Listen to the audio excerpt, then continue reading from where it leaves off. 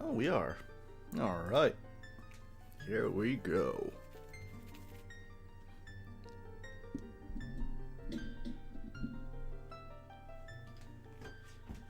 Okay.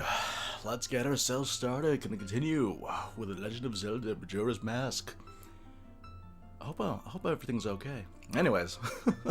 Sorry about the delay, you guys. I totally forgot that the laptop that I use to look at the chat is also the one that I use to go live, because I'm using a different computer to stream the actual footage that you guys are watching right now. But, yeah, we're gonna go ahead and get started.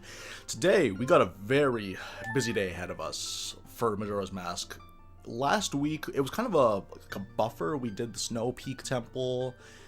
Oh, sorry, it's Snowhead. Snow Peak is his Twilight Princess. Snowhead Dungeon, we had to do that particular one. Then we did the Goron Races, a bunch of mini games. I expected that stream to last a lot longer than it eventually ended up being, because there was a lot of, like, RNG. Well, not RNG, but there was, like, a lot of skill involved with the mini games that I just do not have. But today, we're all business. We're going to continue the story, starting off with the Romani quest line. And then we're going to follow it up with the Zora quest line. So it's pretty stacked.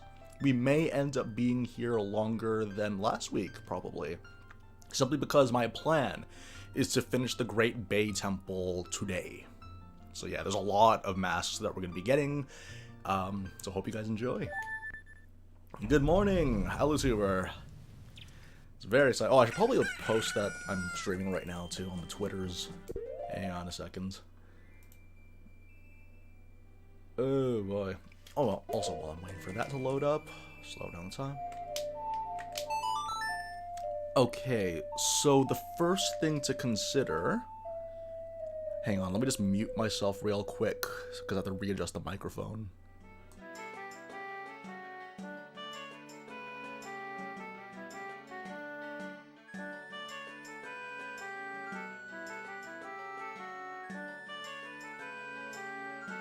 There we go, that's a much better position.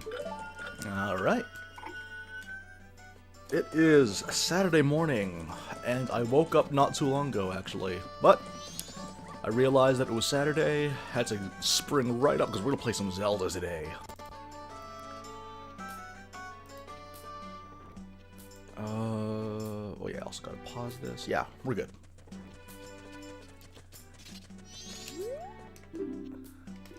Good morning, Maddie Gaming.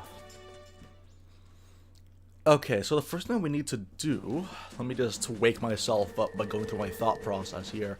First thing I gotta do is get a powder keg, and I found out last week that the powder keg cost 50 rupees. Oh, that was easy.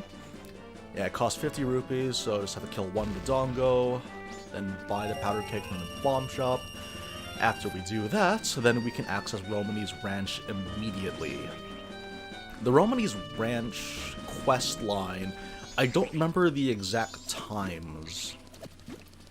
I think the way that it works, it's probably going to be like with the Sakon, where I would need to revert the flow of time to normal speed, and then once the aliens start appearing... Oh, by the way, if you guys are new, there are aliens in this game. Awesome. It's so awesome.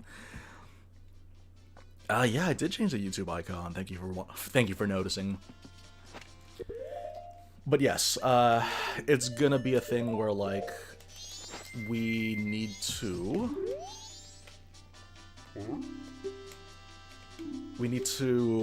like revert the flow of time to normal, and then when the aliens appear, we need to slow it down again, because that's going to affect the speed at which they move. Really fun things like that. It's been a while since I've done it, though. I think there were like three potential spots where the aliens would approach the barn from. Because basically what we're trying to do, it's like tower defense. It's like a siege almost, where there are these aliens that you got to defend because they're trying to get into the barn, and then they're going to abduct a cow. The reason why they're up like a cow, like, the reason why we're even doing the Majora's Mask stream, not only is it because the 35th anniversary of The Legend of Zelda is this year, but also because it is the year of the cow. And when I think cows, I think Majora's Mask, strangely enough. Alrighty. Morning, Markman! So, the thing is, the name of the game is going to be waiting for a while in this particular... We are going to be waiting quite a while. I think we actually could potentially get the Kita mask. Huh. Okay.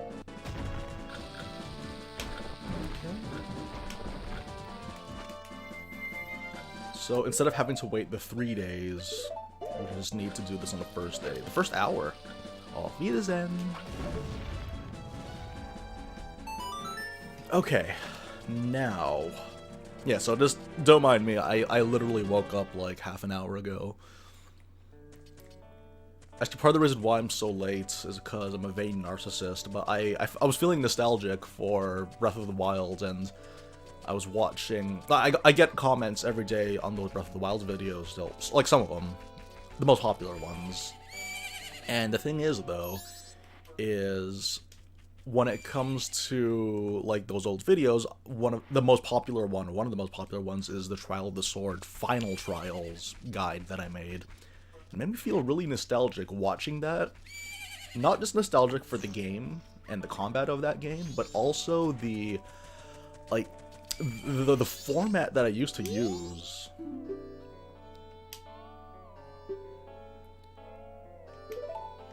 The format that I used to use for my videos, because that was one of the only videos where it would be a pre-record.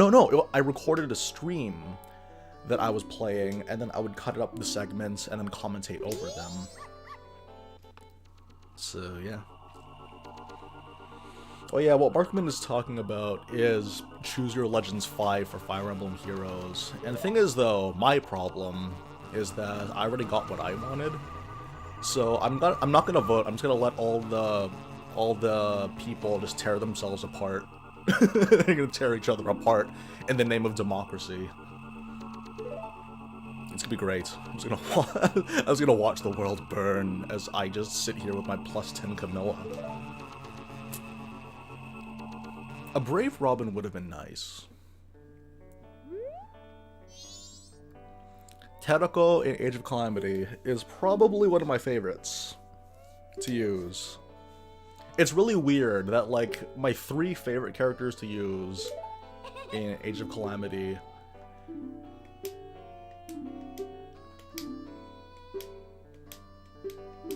Okay, we have 2 minutes to do this. My 3 favorite units are literally Greatsword Link, Terako, and Luminescent Zelda.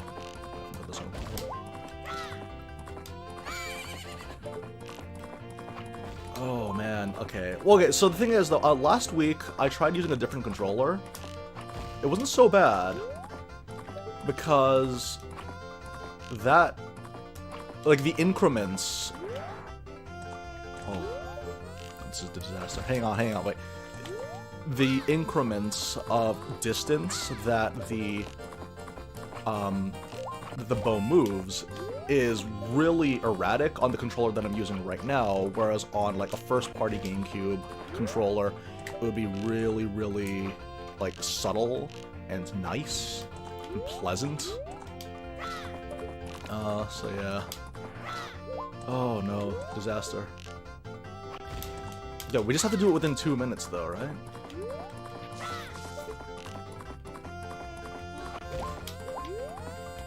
Oh man, it's been a while. It's been a while since I've aimed on horseback. Okay, just keep an eye out. Keep your eyes peeled. Okay, that's not so bad. But yeah, my 3 favorites though are Claymore Link, Terako, and Luminescent Zelda. Not in that order though, like it switches in between. No, and then... Well, we're gonna get to spoiler. Well, I don't want to get spoilers, even though I do have the videos up on the channel. But also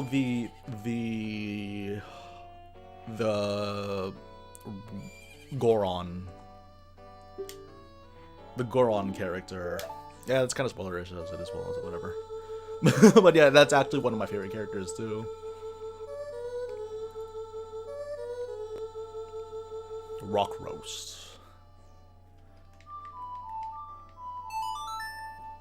Yeah, I'd say honestly, it's weird though, because like I know that people, I've mentioned this a billion times during my videos for Age of Calamity, but I remember pointing out that like the idea of a tier list is kind of ludicrous for a game like this, because every character does really, really well, and a lot of the game's core mechanics actually scale with the amount of damage that their weapons do. Okay, 2. Okay, is there anything that I can do before I fast forward the time?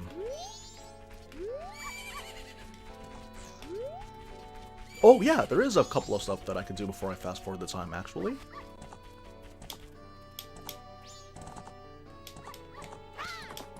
But yeah, no, spoiler Goron. Funnily enough, that was like the character I was least excited for.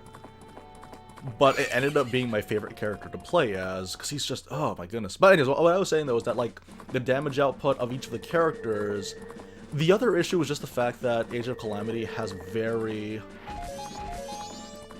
Age of Calamity is very limited with difficulty. Like, it only becomes so hard. And being able to measure up characters on the basis of that is just, it's pointless, is what I'm trying to say. But yeah, no, all the characters though, I think I like every character in the game, which is surprising because I don't like saying I like every character, because that seems like the lazy option, but yeah, as it stands though, like every character was really finely crafted, everything was really, really well done, so yeah, like, I would say that it's fair to say, why?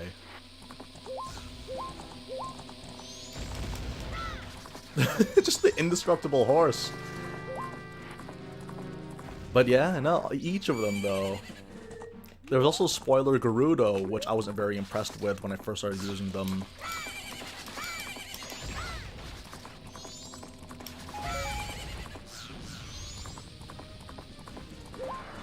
Okay, now we're here. And, so for those of you guys that don't know, this is where you get the Stone Mask, which is probably going to be the most important. I'm actually wondering, should I do the other quest line? Wait, because if I learn the new wave Bossa Nova, okay, do you know what? Okay, we need to go to town first. No, let's just go there manually.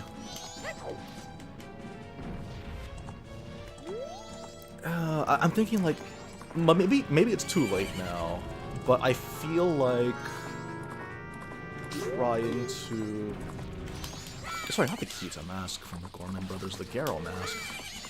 Well, either way though, basically the general idea is it might be possible that while waiting for it to be 2 at night, I could just continue with the main quest. So yeah, that's an idea. Yeah, it's weird though, because remember one of the big complaints that people had about this game is that this particular... Like, there's so many times that you have to manage, and people don't like that, but I've always been like, okay, like, do 1 task per time cycle. Oh, whoops. Oh, this sword makes it so much easier. Oh, by the way, for those of you guys that are wondering, and you've just tuned in to these streams for the first time, I'm playing Majora's Mask on the GameCube. This is the N64... Well, this is the N64 version that was ported to the GameCube as part of a promo for a Wind Waker demo. Or something. No, there was like a promo where, like, I think it was... I can't remember the exact history, but I think they were promoting Yeah, because this was before Wind Waker came out, but then there was like a special collector's edition game which contains Zelda 1, Zelda 2, Ocarina of Time, and Majora's Mask, as well as a 20-minute Wind Waker demo, and that came packed in with GameCubes for a while. I don't think Nintendo's ever going to do that ever again. Oh, whoops.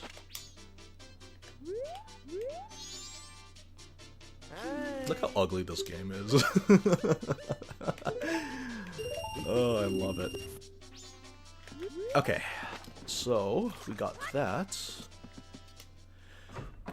So I'm thinking right now, though, potentially we can continue with the Zora quest line, and it would save the runtime of this stream, because one of the things I was thinking about is that if I'm going to do all these tasks, doing it all in one go might not be possible. No, but then I want to do the rest of the Romani quest line as well, because I don't want to do the Space Invaders stuff immediately. Yeah, do you know what? We'll just get the Zora mask.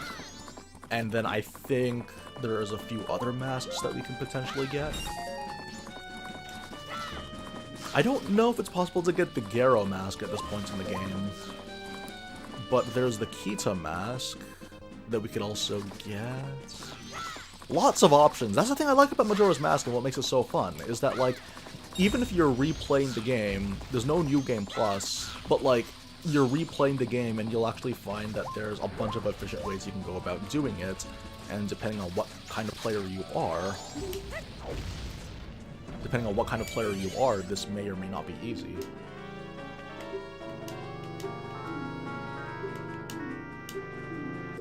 This is Kellum from Fire Emblem Awakening. Oh, no, we need to keep the Lens of Truth.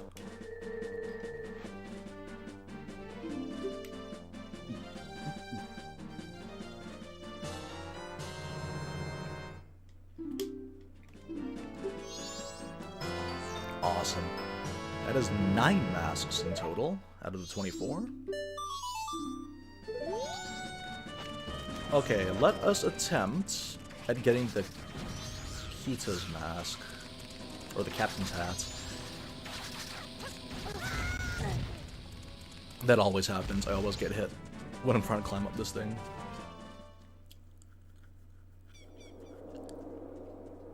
Oh, what a happy place. Also, I think it's possible to get an empty bottle here.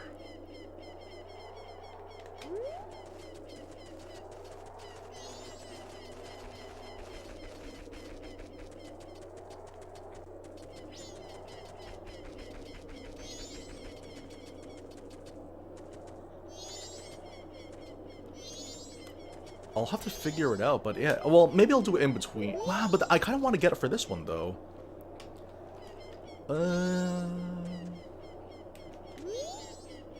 Well, okay, well, we'll get there when we get there, I think.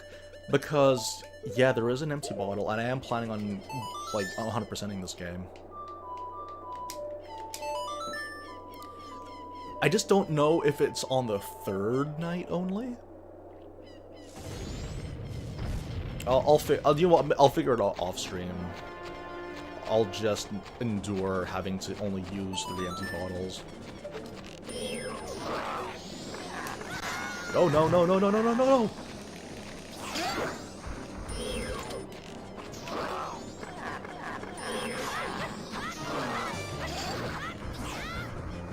Okay, okay, here we go.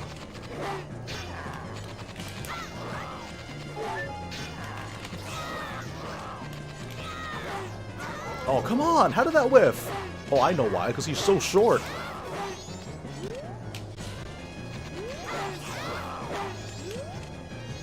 Oh, I thought I could block that. I overestimated how invincible I was. Okay. Fairly easy fight, though.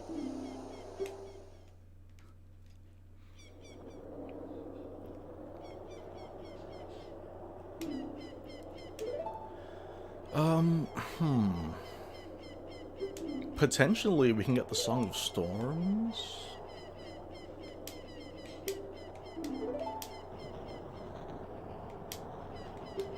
Oh no! Wait. You know what? Wait. So... oh, I can't reach this yet. I just realized I need the hookshot for this.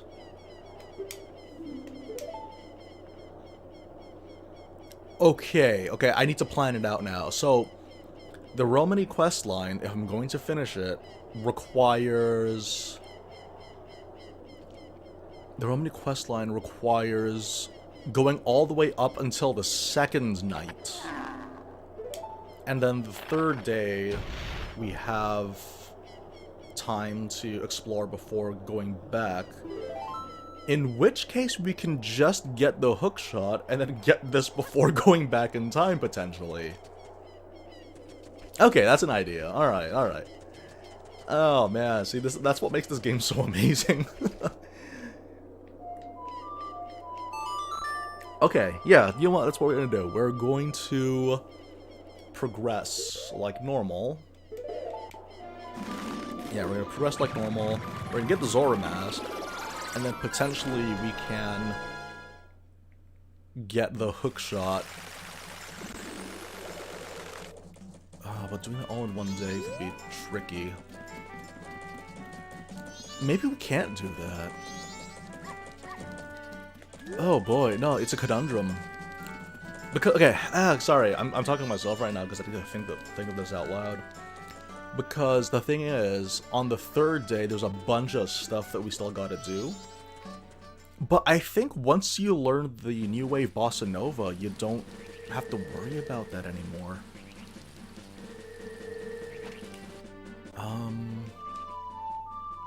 Yeah, okay, that's what we're doing. We're gonna do it really strangely. We're gonna do a bunch of stuff on the third day, which is something I don't normally do. But hopefully, I will remember a lot of stuff. Because we have the stone mask. We have the stone mask, and as long as we can get the New Wave Bossa Nova and the hookshot, as long as we can get the New Wave Bossa Nova and the hookshot, we can get the Captain's Hat, go back in time, and then progress with the Zora questline. Okay. Just need to unlock a couple of stuff, and we're good to go. So, what games have you guys been playing lately? Those of you guys in the chat right now. I recently beat a game last night, and now I'm curious about what you guys have been doing.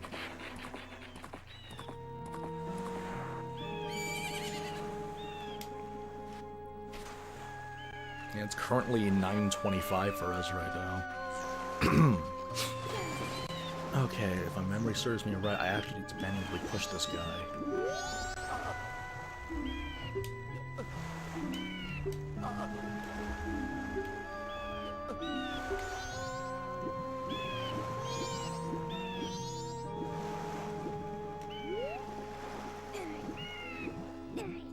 This is the only time you're able to push things while in water. Oh, and you guys are in for a treat. You're into like one of the greatest exposition dumps of a video game ever.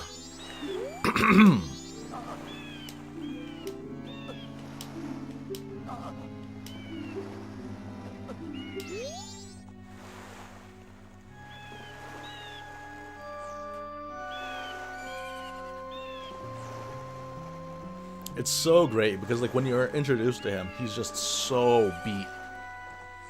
Extremely exhausted and on the brink of death. No energy to spare.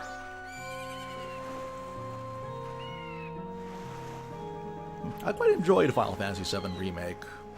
As someone that enjoyed the original, I'm very interested in where they're going to go with the remake without getting too spoilery, because I know there's some people in the chat that haven't beaten it yet.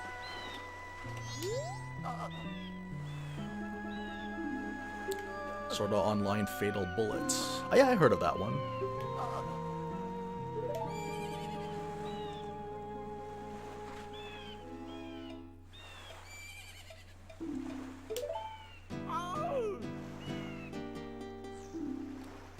Dun, dun, dun, dun, dun, dun.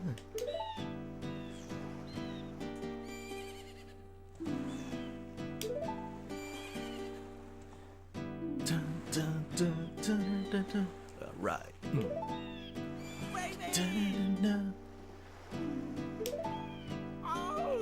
They stole her they stole her eggs, her lovely female lady eggs. This game's awesome.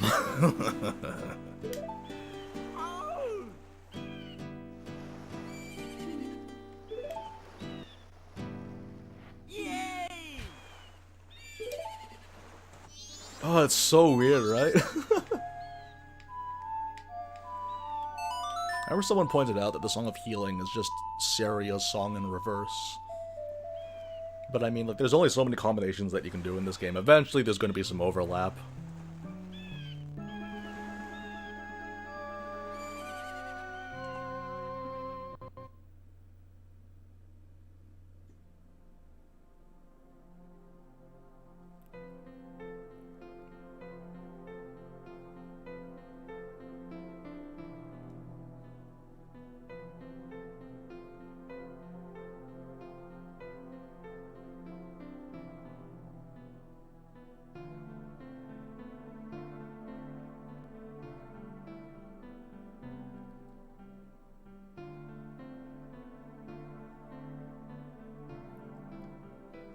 It's surreal imagery, creepy images. It's like a David Lynch film.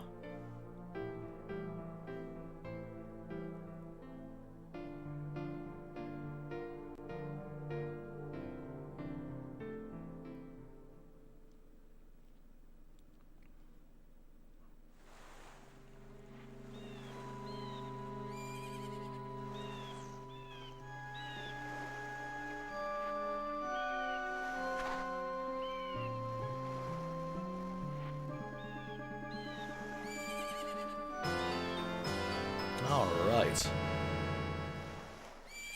Supposedly, the way that the Zora mask works in the 3D remake, or the 3DS remake, is adjusted. But, I think... I don't know. Like, I was fine with how it was in the original, but a lot of that can be chalked up to just me being a kid when I first played this game, and I had nothing but time. So I got used to it. It's a mystery. Okay, so we need to open up... Oh! Alright, here we go. What can I do in this scenario right now? I'm trying to think, because like... hook shot? I guess we could... Yeah, it's gonna be weird. Oh, it literally has to be a sword. Okay.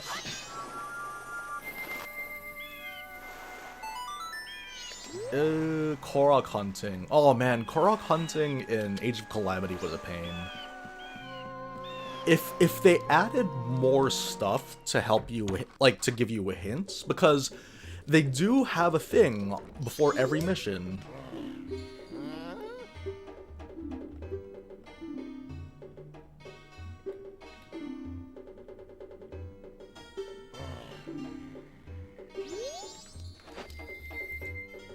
But yeah, if... before every mission, they need to... they put up, like, you know, the Korok seeds. They actually show you that, yeah, there are Korok seeds here. But the thing is, though, is that it's very fadey. It's not very obvious. Because most of the time you're just thinking, oh, here are where the enemies are, but you're not really looking at any other thing out there on the menu to see that there are Korok seeds available. Apparently, upgrading the Sheikah Slate for Zelda gives you more opportunities for detecting, but the problem is that not everyone uses Sheikah Slate Zelda. Like, just because I like using her doesn't mean everyone does. Okay, how are we gonna do this? How long will I be streaming? I actually don't know, because for today, it's gonna be loaded. Today is gonna be loaded.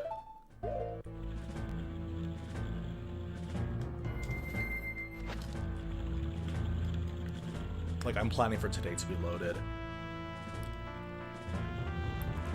The general idea is that before 2 o'clock at night, on the first day, I would like to get the New Wave Bossa Nova, which involves getting all of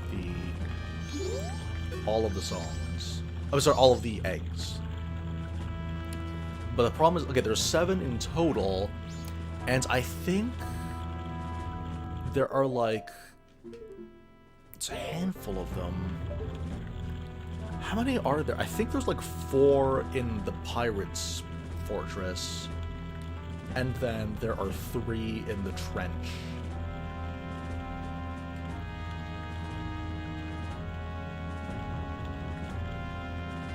No, that's the thing, they did do that with the chests, what they did with the Koroks, but that's just not good enough, because it's very inconsistent. What they should have done is for the major, or the main story maps, have those, like, well, they do have the bulk of them, but the problem is when you get to the maps that are smaller, but you're never really looking that they actually have the Korok seeds. They actually do have a symbol, and that's kind of the annoying thing about it. I'd like to stream Age of Calamity sometime.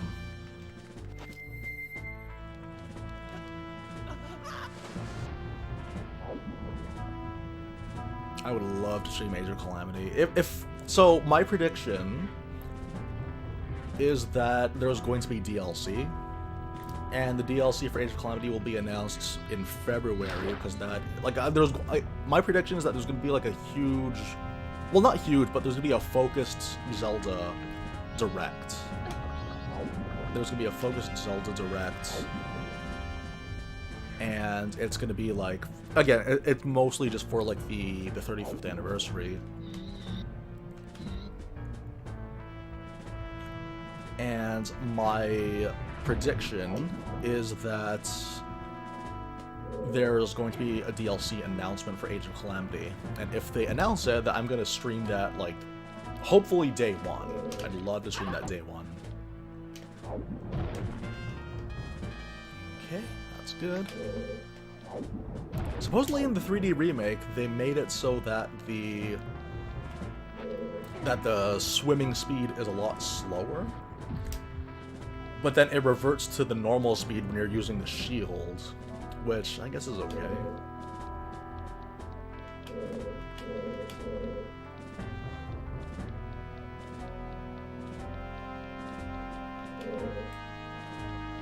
Wait, was I supposed to? No, I had to push it, didn't I?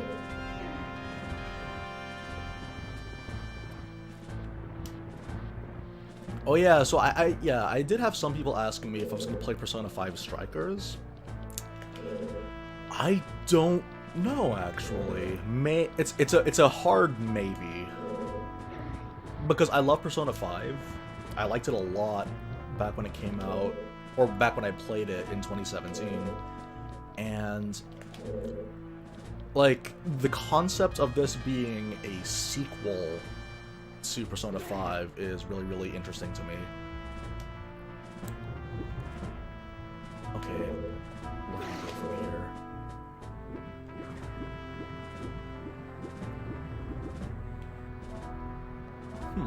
Alright.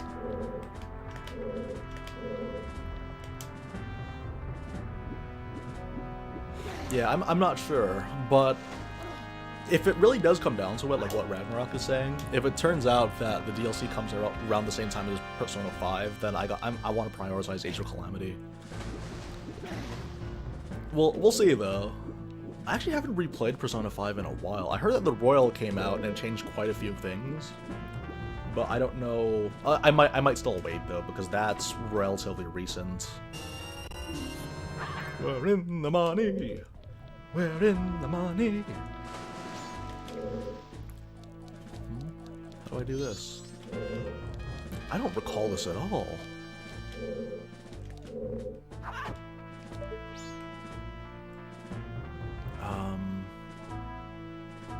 Nah, I'll figure it out. Hey, good morning, Jared. You are here for a very exciting episode of David Lynch, Legend of Zelda story.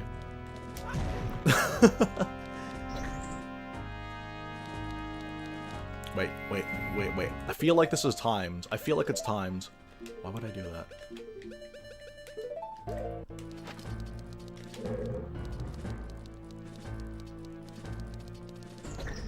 Alright. That's a new heart container. Awesome. Yeah, I totally forgot about that. That was good. This is already like 5 more hearts. It's like 3 or 4 more hearts, I think, than what I had in the original playthrough that I did back in the day. Yes.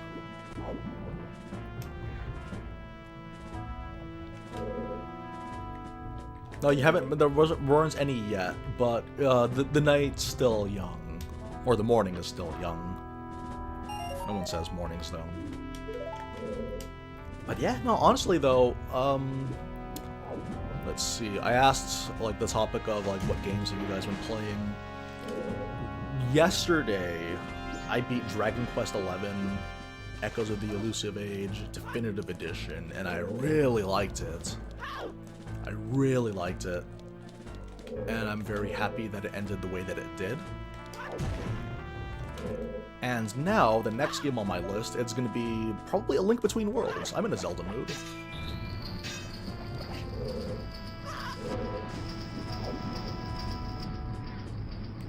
Yeah, I'm going to play A Link Between Worlds because the voice actress that voices Luminary in the Japanese dub for Dragon Quest XI is also the voice for Link in oh.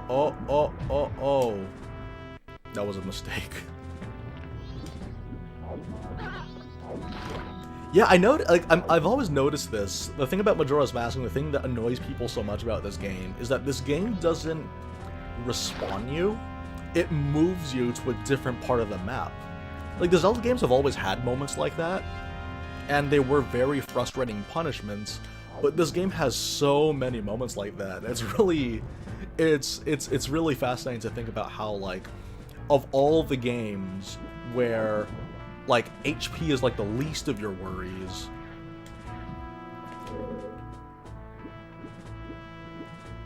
Oh, hello.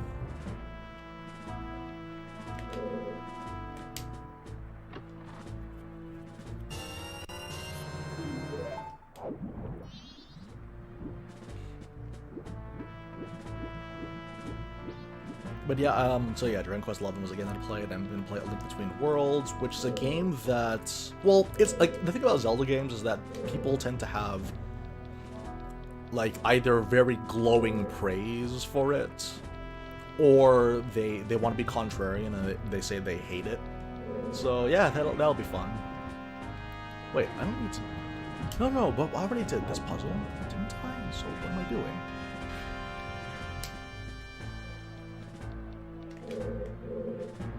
Okay, I was thinking to myself, that's weird. But that's the weird thing about this game, though, is that, like, Majora's Mask is a very, like, either I love it blindly or I hate it. And for me, this is my favorite game, but it's not as blind, it's not blind fanboyism. I'm very aware that there's a lot of things about this game that are wrong, but I'm okay with that. Got it. Hey, that wasn't so bad.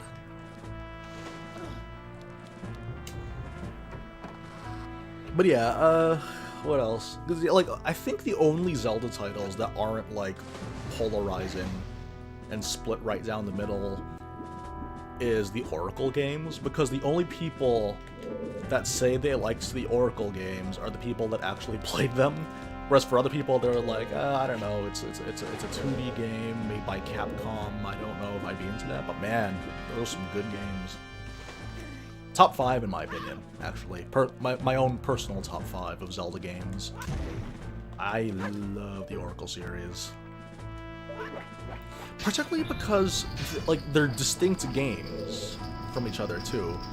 Well, I guess that's not surprising. A lot of games are like that.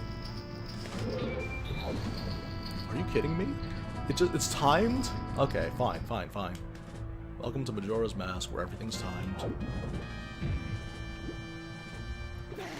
Okay, let's figure this out.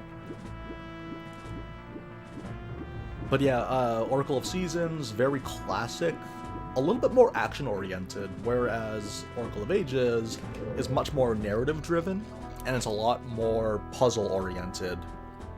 Like, all the bosses are like puzzles, essentially, which is quite enjoyable. I barely missed that.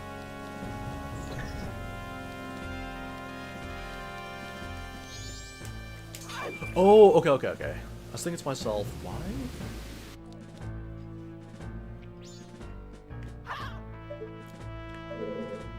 Oh, okay.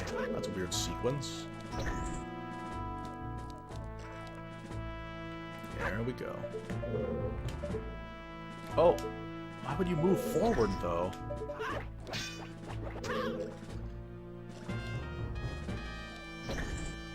I want to use the boomerang because I'm too stingy to use the arrows. There we go.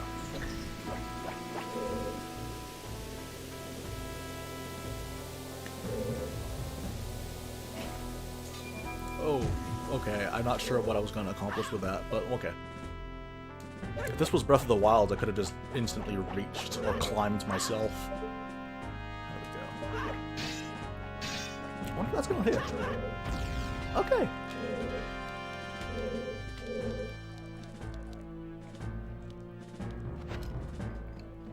Yeah, I tend to like a lot of the older games because they have a lot less to work with, so they had to get creative.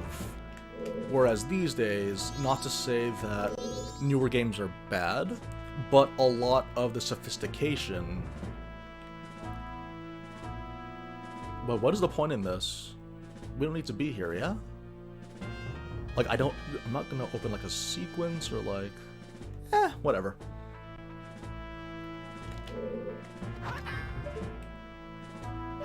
I feel like this was a grave mistake. Wait. But yeah, like, they had to get creative with how they did stuff. And that's really, really important because as the industry gets older, stuff gets more sophisticated and needs to be more expensive. That's not a bad, like, that's not an inherently bad thing, but the problem is that, like, the ceiling for what's considered reasonable for obtaining graphic fidelity, like, you really start, like, investing in, like, the billions at that point. And it's a very tricky proposition, and the best way to work around that is to sort of, like, it's kind of like a smoke and mirrors almost, where how you present the game will mask how the... Oh yeah, okay, this is a shortcut. How you present the game to your audience is going to mask all the technical shortcomings, or distract them from that. Have you played... Oh yeah, I love Bayonetta. I love anything that Hideki Kamiya makes. Like, all of his games, I thoroughly enjoyed. I love Bayonetta. I love Beautiful Joe, which I played last year. And to this day, I still think that Devil May Cry 1 is...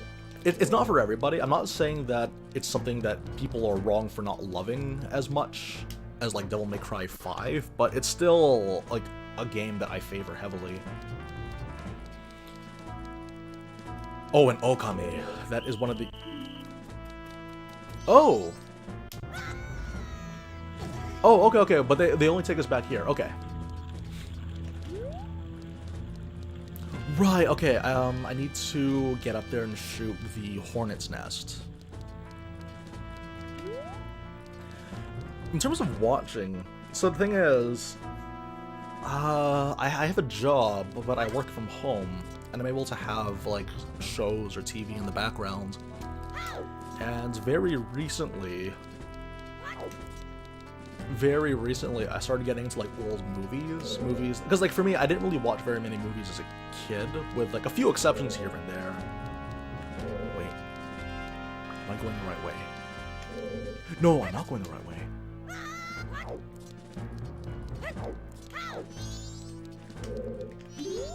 How are you supposed to do this without the stone mask? They're like right there.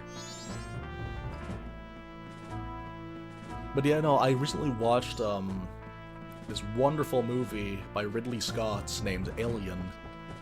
It was one of the original inspirations for the Metroid games. And watching that one, again, it was kind of that thing where, like, kind of going hand in hand with what I say about games, how it gets more and more sophisticated, that in order for stuff to look real, we need to pump in more money in order to make the audience believe that what they're seeing is not a special effect. Whereas with this one, a lot of it is very, very practical, but they needed to make use of the lighting, they needed to make use of the photography of the movie in order to sell that the xenomorph is a real thing. And I loved it. I might watch it again this week. It's weird because, like, I love the Predator movie with Arnold Schwarzenegger, and I like Alien, but I've never seen Alien versus Predator. It sounds great. It sounds stupid, but that's what I subscribe for. Okay, there's 4 that we gotta worry about.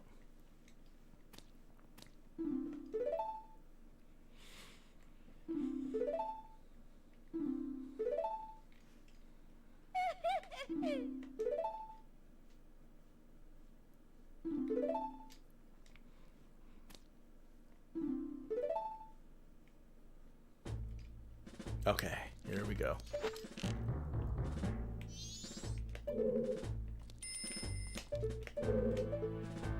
Wait, where the... Oh, there it is.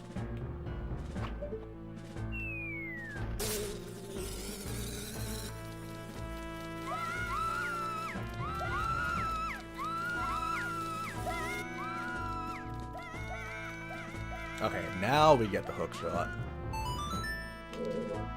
It is almost nighttime on the first day. We might be able to get it done. Just maybe we can get it done.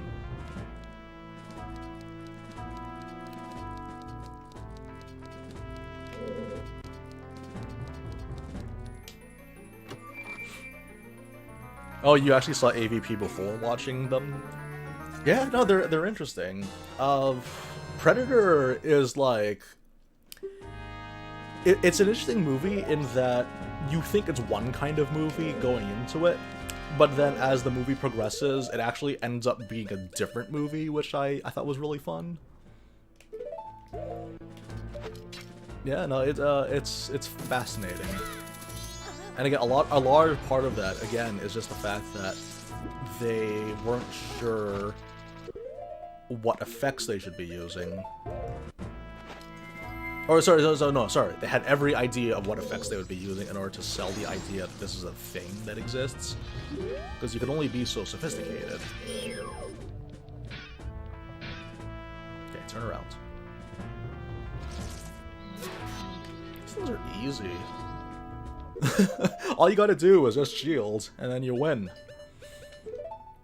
It's like playing against a person that's bad at fighting games. Sometimes you just gotta block, and then you're gonna win. And then they'll do the rest of the work. Okay, there are 4 here, meaning I need to take 2 trips back and forth, right? So, if that's the case, then I need to release the ferry. Health is the least of our problems right now, but the boss of Great Bay Temple is quite substantial. Okay, yeah, we're doing this game differently than I'm used to, because normally my path for beating this game, or this section of the game, is doing the entire Romani questline first, and then doing the Zora questline after that. But now we're making them run parallel to each other, which is great. Okay, where do I go now?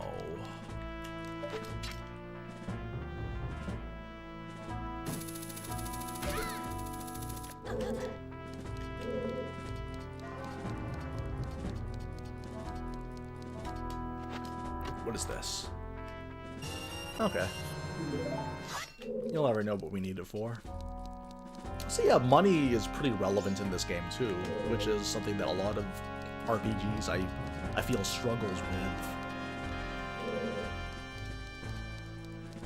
I feel like a lot of RPGs struggle with, like, keeping money relevant. Like, it's one of those, well, or sorry, like, relevant towards the end of the game. Because, yeah, like, there are some games where, like, money means everything, and you'll just be pulling your hair out, farming for money, and then you have nothing more to spend it on after that. So, actually, I think The Legend of Zelda has excelled at that pretty well. They've always found ways to sink money. In the first Zelda game, a rupee... You expend a rupee whenever you fire an arrow. And for, like, Twilight Princess, in that game, there was a suit of armor that consumes rupees whenever you get hit instead of HP. Little things like that stick out. What else have you guys been playing? Played that Cyberpunk Ghost Story game. I've played 2 games so far. Which is, already, that's like, at this point of the year, it's already more. It's already more than I played last year. But to be fair, one of those games is, like, really short. But the thing is, though, Dragon Quest was quite long, so...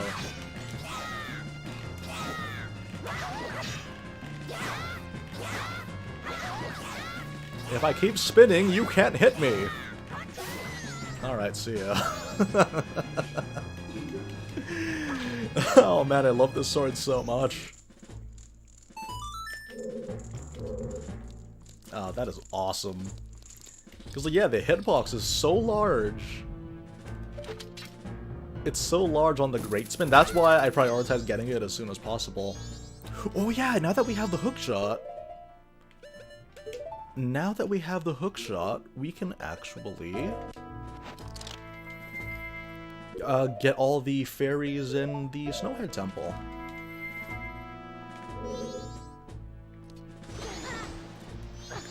Oh, whoops.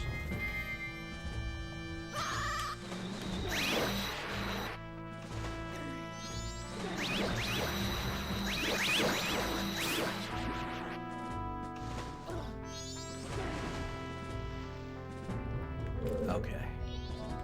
Hopefully they give us magic power in those jars, because the Zora shield eats it up really fast.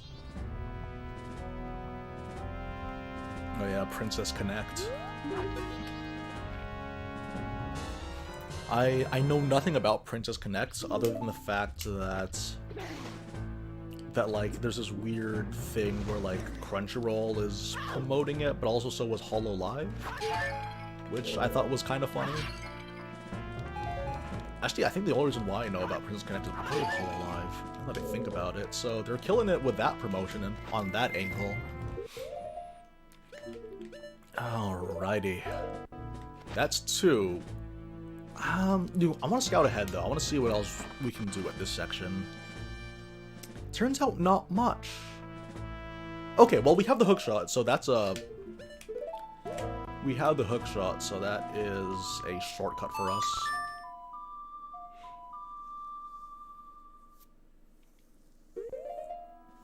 I played 1, 2, 3, 4, and 5. Absolutely, yes. And reboots. I played the reboot for Devil May Cry.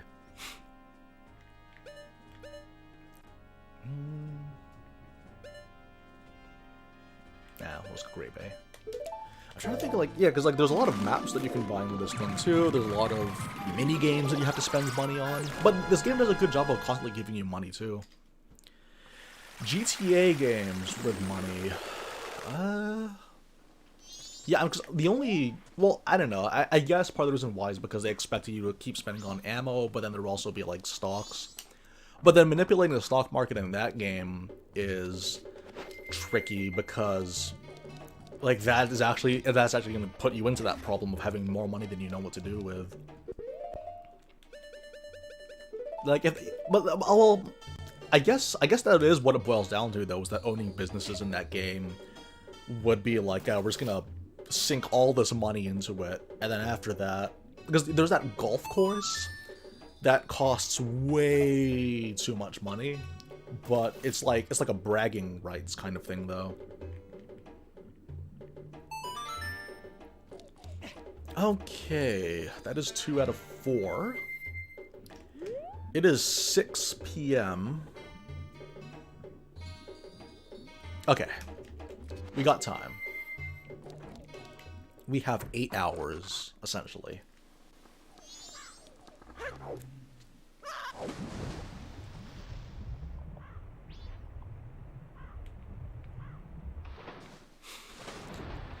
Oh boy. I'm trying to remember off the top of my head where the other ones are. I remember getting kind of lost the last time I did this.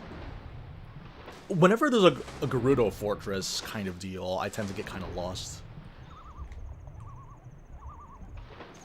Why'd I change it? I needed an update. Because the previous one was one that I drew, and I'm just like, yeah, we're getting more people around here. We need to make it look a little bit more professional.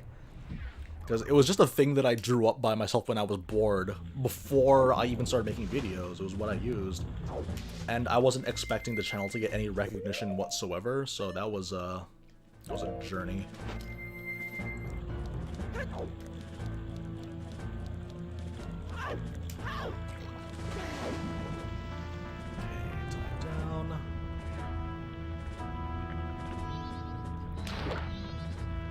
Oh man, we need more magic power. Was there like a jar nearby that I missed?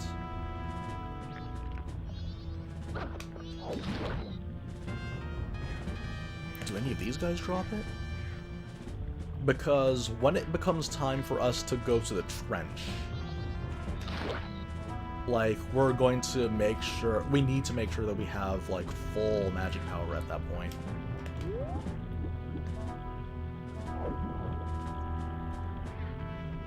Here, yeah? No! Okay, okay. I'll just use a stone mask like normal.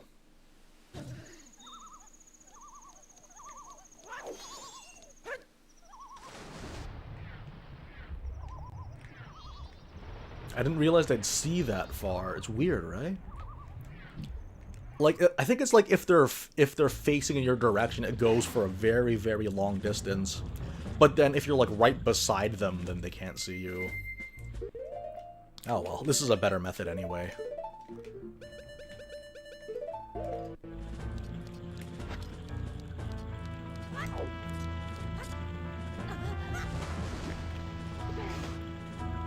Oh yeah, yeah.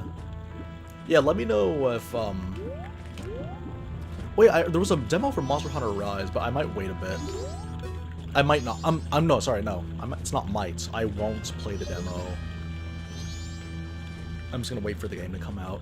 Because, yeah, there's... Oh, man. I just realized that, like, Monster Hunter Rise is not coming... Like, it's gonna be coming out really soon. I don't have much time. I need to get all these other games out in the way. Next up is A Link Between Worlds. After that, I don't know if I want to play Drakengard 3 or Sin and Punishment Star Successor. 2 very different games, but man, like, there's just so many games that I want to play. Then there's also, like, there's Neo, or Nio, however you want to pronounce it. There's that lovely gem from 2017 that I missed out on because I was busy playing Breath of the Wild, and Persona 5, and Nier. Actually, I think outside of that, the only other games... Actually, yeah, you know what? I'm gonna look into that. Because after I beat Neo, is that... Out of all the great games that came out in 2017, I've played all of them. I played Yakuza 0, Breath of the Wild, Nier Automata, Persona 5. The only one that I haven't played... The only ones I haven't played is Nio, Gravity Rush 2, and... Tales of Berseria.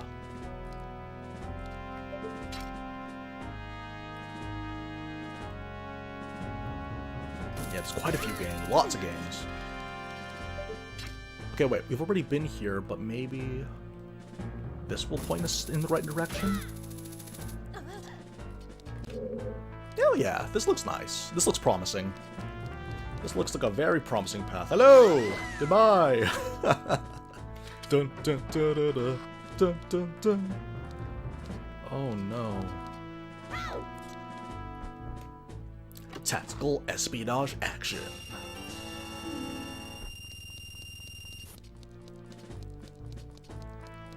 Oh, the cannons in the... Wait, hang on. The cannons in this game look like they're made of paper mache. They couldn't afford a perfect circle, so they had to resort to an octagon. Wait,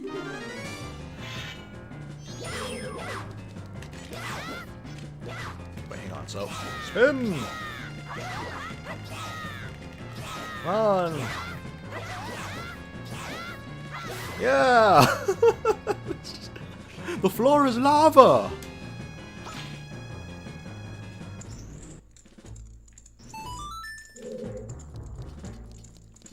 Okay, this is number 3. Please tell me there's a jar nearby.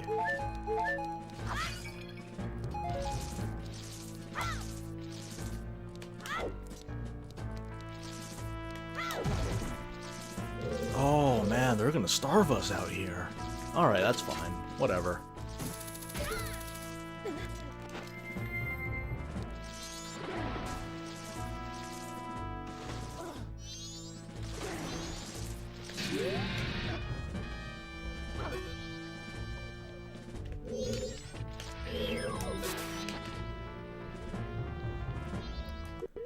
Oh man, we're getting mana stars right now. Okay, that's 3 out of 4.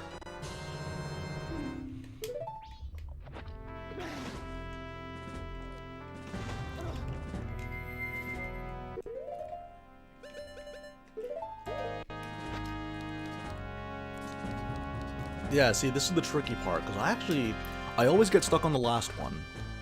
It's currently 9. We have well, no, we have 5 hours. Okay, what can we do here? Been here. We haven't been there. So we're going there. I think we haven't been there.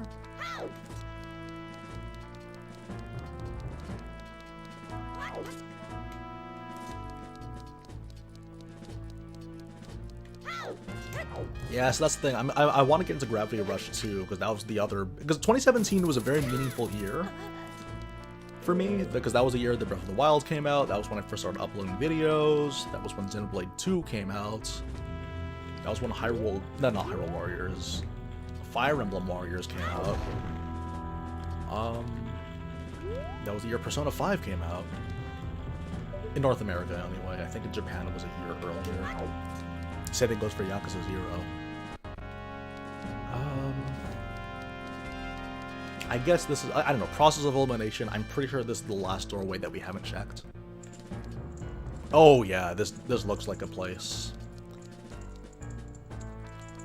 Stealth! Stealth! Stealth harder! Oh, all that builds up. Alright, here we go. It is possible... So yeah, so here's the other thing too, is that if you get hit enough times, you'll actually get knocked unconscious and thrown out. It's not like, keep yourself healthy kind of deal. Which is annoying.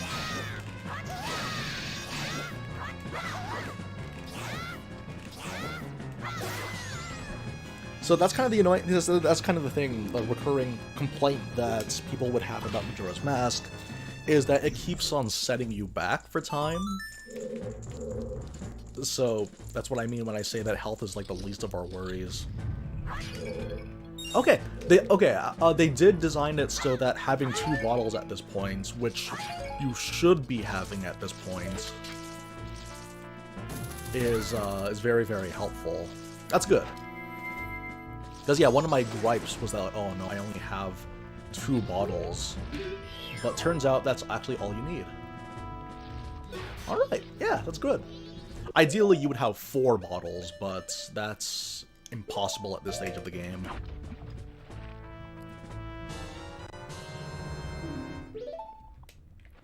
Okay.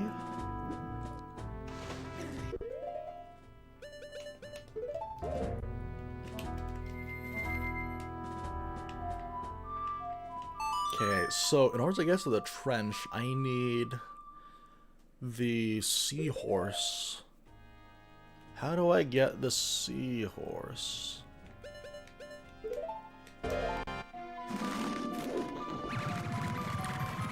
Part of me is worried the seahorse is day restricted.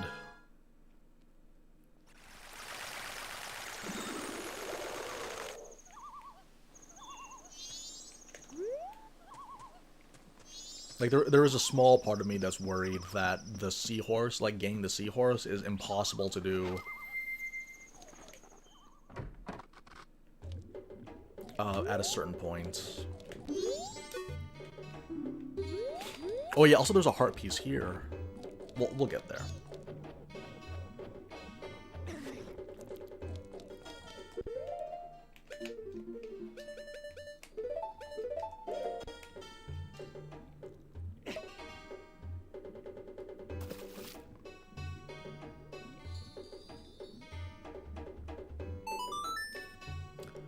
I'm trying to think of, like, where else... well, I guess I could just warp to the front of a temple. And then that's going to give me...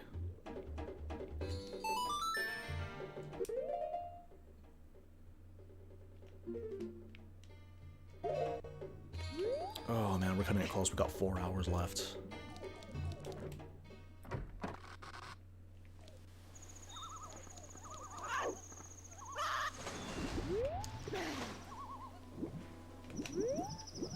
Okay, do you know what we're gonna do? We need to warp. Yeah, we're gonna have to warp to, like, the front of a temple, and then... oh man, because there's 3.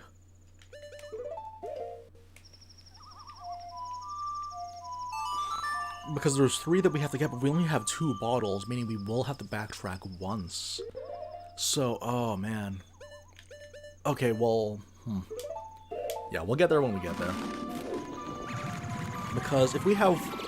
well, actually, we have 3 hours, technically. I don't know, I don't think we have enough time.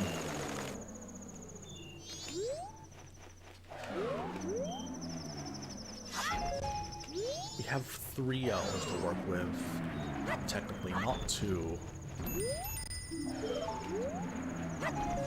Okay. And in order for us to get the captain's hat, we actually can't warp directly to it. We can just go to Clocktown. Alright. Okay, so fingers crossed that it is possible for us to get to the eggs on the night of the second day. No, wait, no.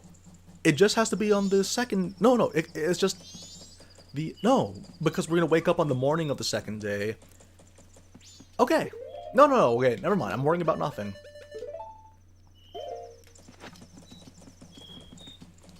Because, yeah, if it is the second...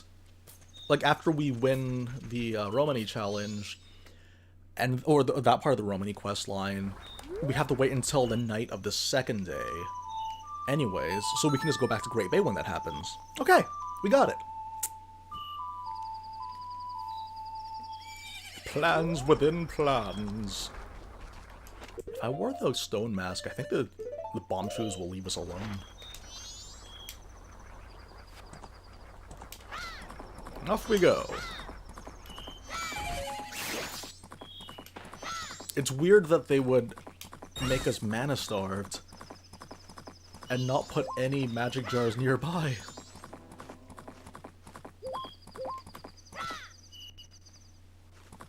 Here we go.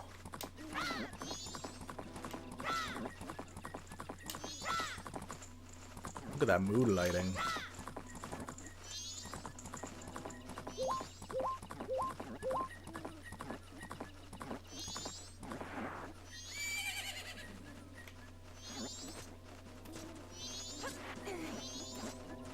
From what I understand, each of the enemies that are affected by the, what's it called, the stone mask are the characters that were from Ocarina of Time. But then if they were a new character, then that means that the the effects of the stone mask won't affect them.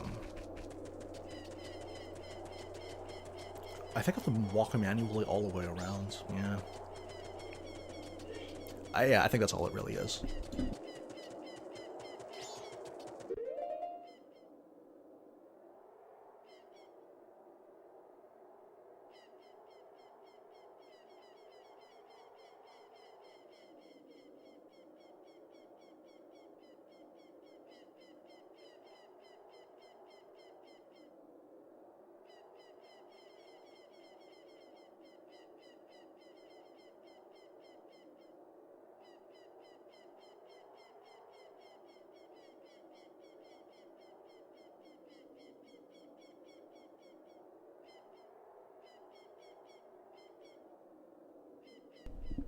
Okay, sorry about that. We're back. Let's see.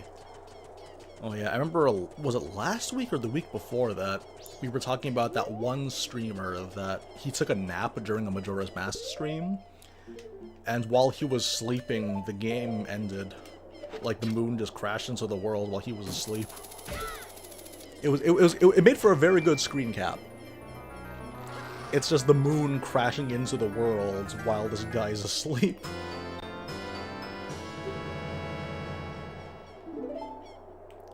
We have... I think we can potentially get the Song of Storms, can't we?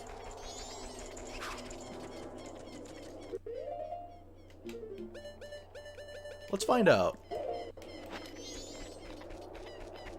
Because it's only available on the first day.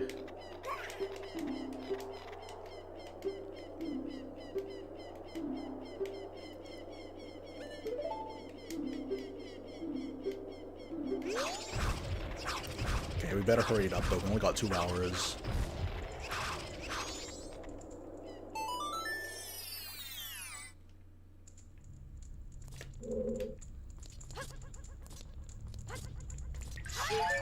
Alright, let's figure this out.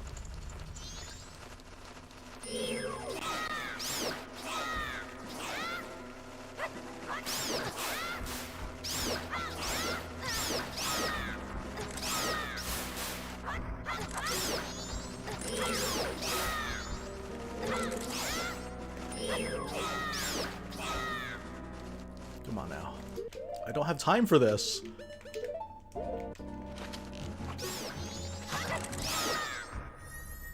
I don't have time to wait for you to fall down.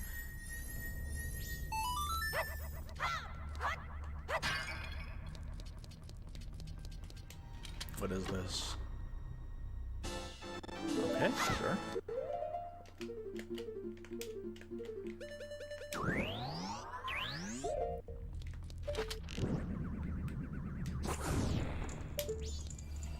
Oh no.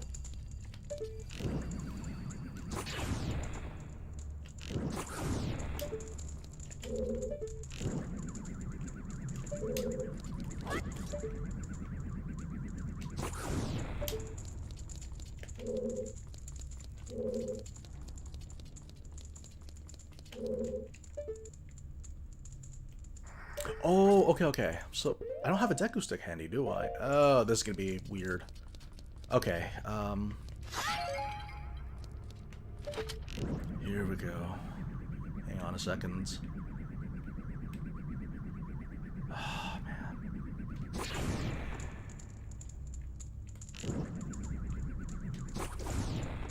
Really? Okay, thank you.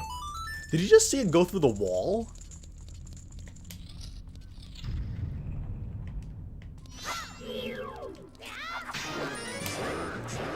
Just like Ocarina of Time.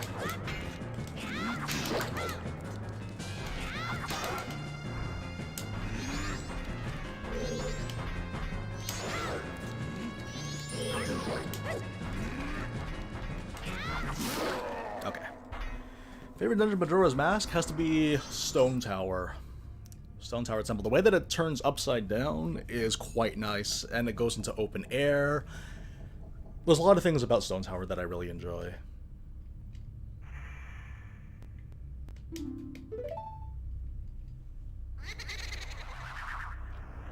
Also, like, all the lead up to Stone Tower was really well done, too. Like, the entire Ikana quest line was really nice.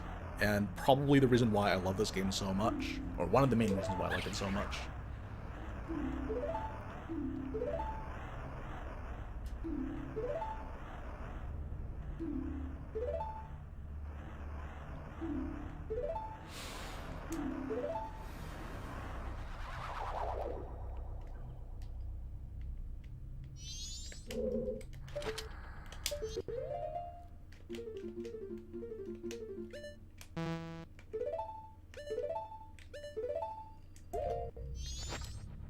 Wait, no. I have to read it manually.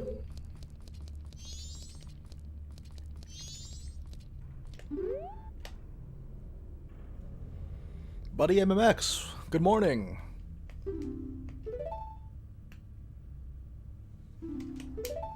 Everyone knows this song. This is the Time Paradox song. Interestingly, this is like the Time Paradox song from Ocarina of Time. But this is also what people use to... they use as evidence that Majora's Mask is a parallel universe to Hyrule. You can believe whatever you want. It's kind of weird, but it is kind of funny that that is like the... That is the sort of like connection between the Song of Storms in both games.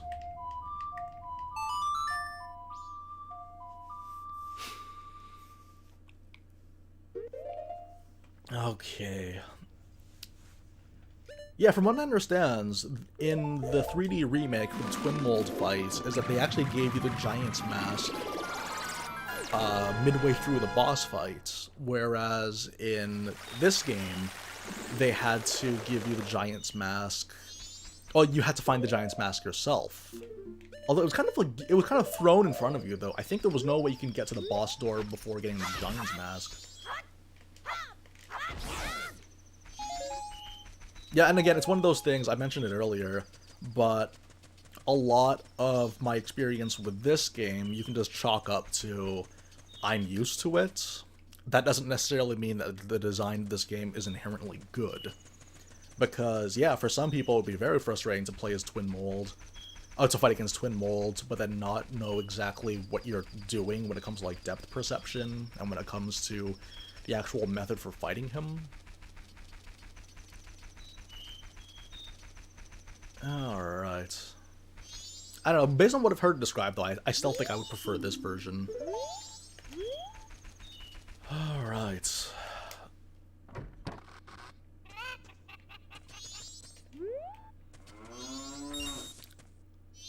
There are crates of arrows that are behind the house.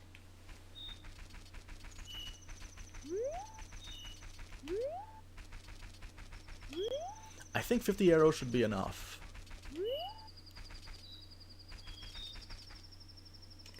Okay. Let's see how this goes.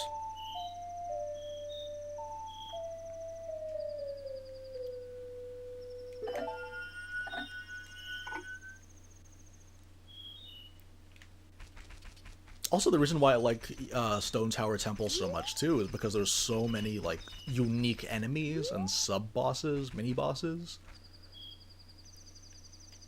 I really enjoy my fights. Like, Golbez was a good fight, Igor was interesting, the Master Garo.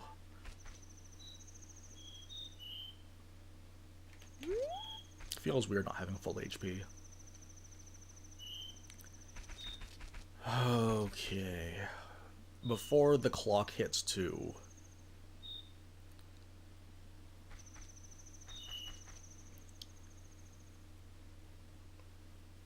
We have the bunny hood, so that's also going to give us an advantage.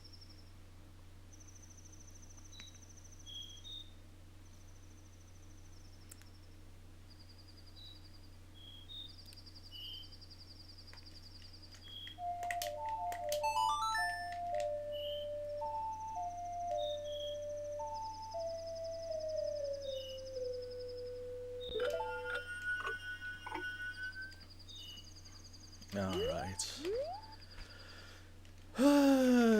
It's been a while since I've done this, but we do have several advantages on our side. It's just that I'm very worried about this controller.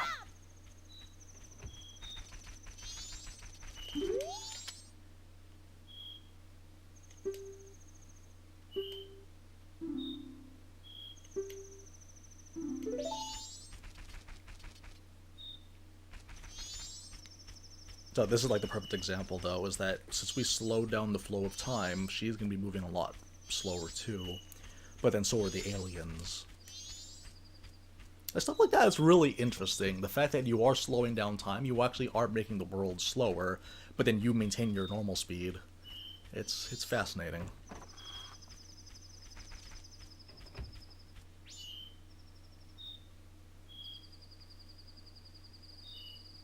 Also, worst case scenario, if I ever end up failing this, then I'll just continue on with the game. And then I'll just do all that stuff off screen. Hope I don't fail.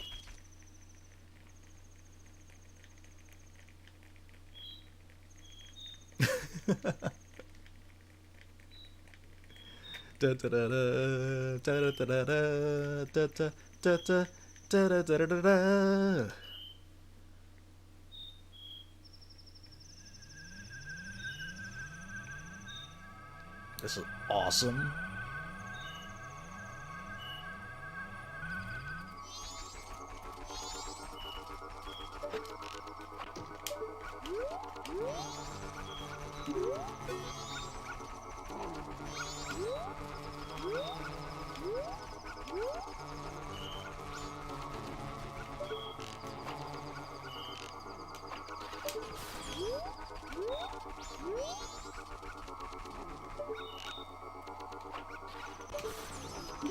Every shot counts.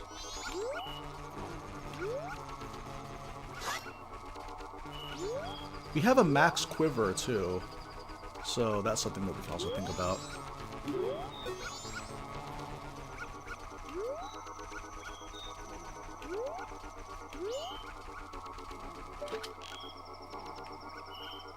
Oh my goodness, the increments are so bizarre on this controller.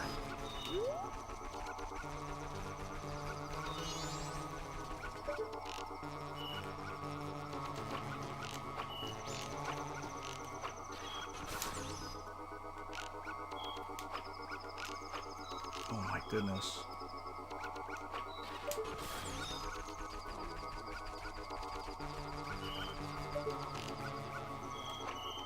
Oh, come on.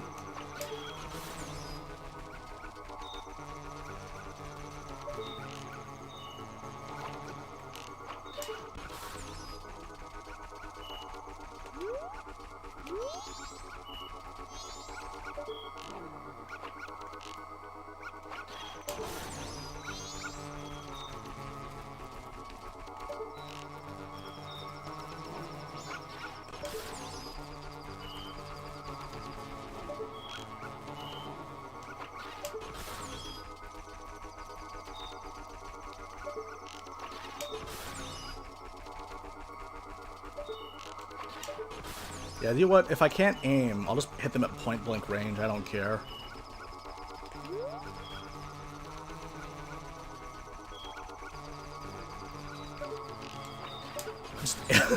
So that you just have to press the button.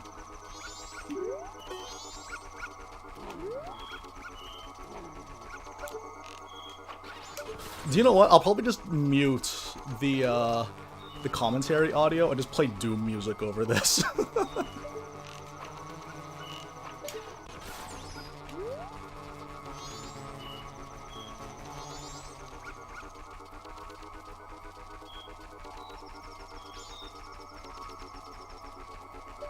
See, the one that I'm worried about is the one that comes in from behind.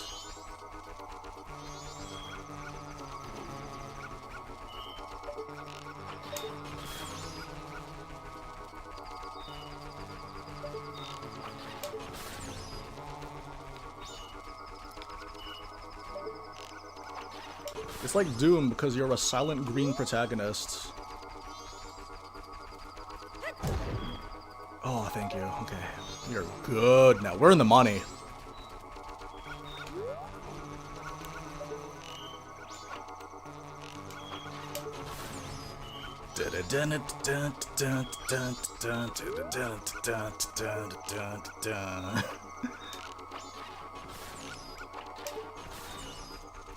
Against all the evil that hell can conjure. All the wickedness that mankind can produce, we will send unto them Only you.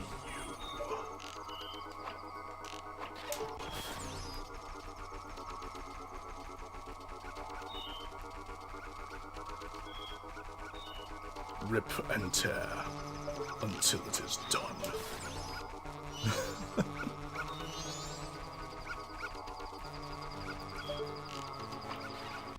Against all the evil that mankind can produce, against all the wickedness that hell can conjure, we will send unto them only you.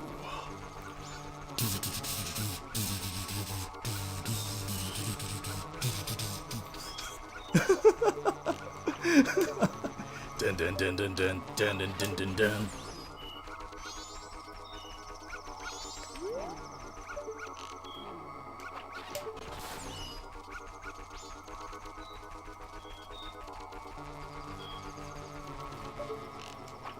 Oh, that's exactly what I'm gonna do, actually.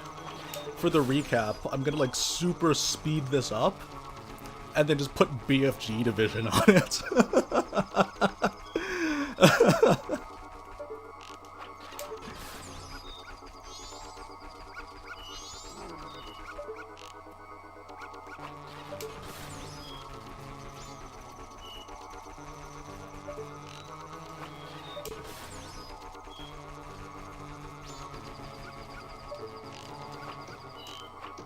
It's just the increments are so awkward on this controller. So you end up just over jumping it.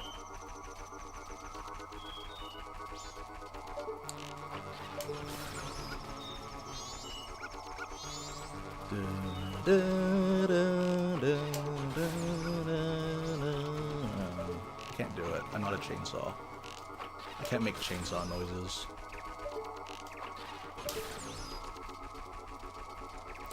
He's just like the Doomslayer because he's a silent green protagonist that's super fast. Look how fast he is. This is riveting.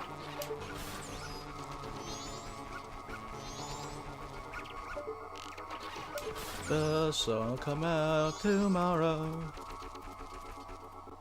Alright.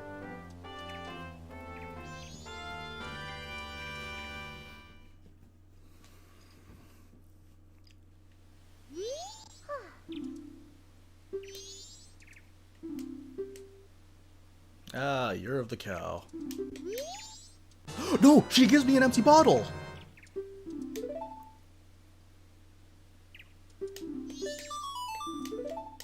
Oh wait, she gives me an empty bottle. Okay, so I was wondering, like, why do I never have to take trips back?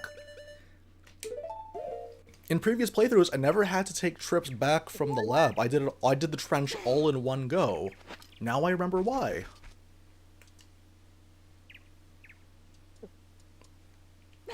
Okay.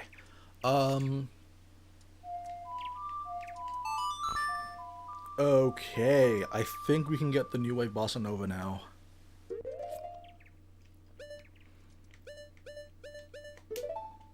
Alright.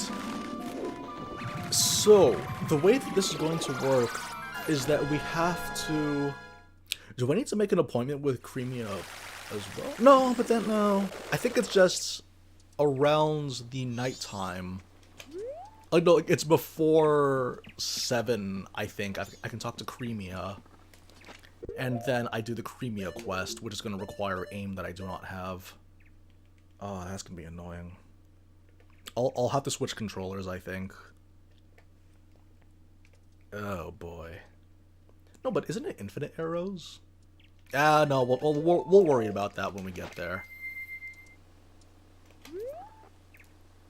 Oh, man. Okay. Well, hopefully it's not bad. I don't know, because, like, aim is actually a genuine concern that I have for that segment of the game. So we should be okay. Oh, so good morning, Con.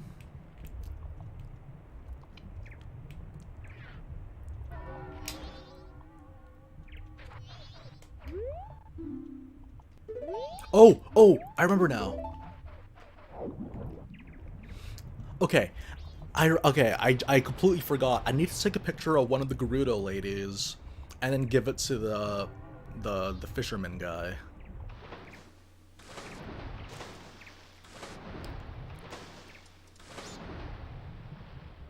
Alright, no, we're good.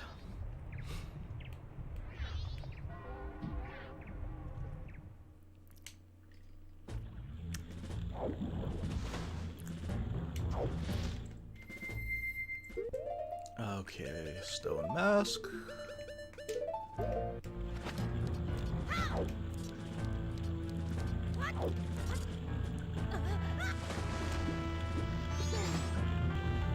Link, you could have grabbed it!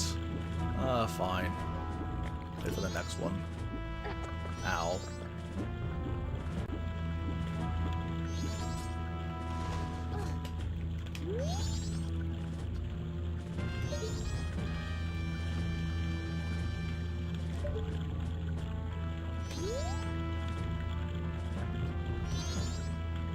The screen's so small that I actually can't see where I'm going.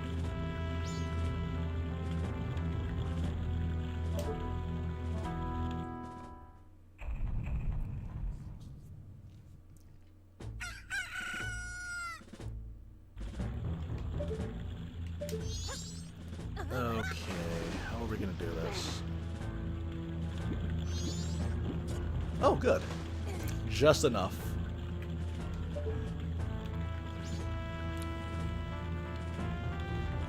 Let's see, what else can I talk about right now? I mean, I could talk more about Age of Calamity, but there's only so much that I can say. Really, all I want is just DLC at this point.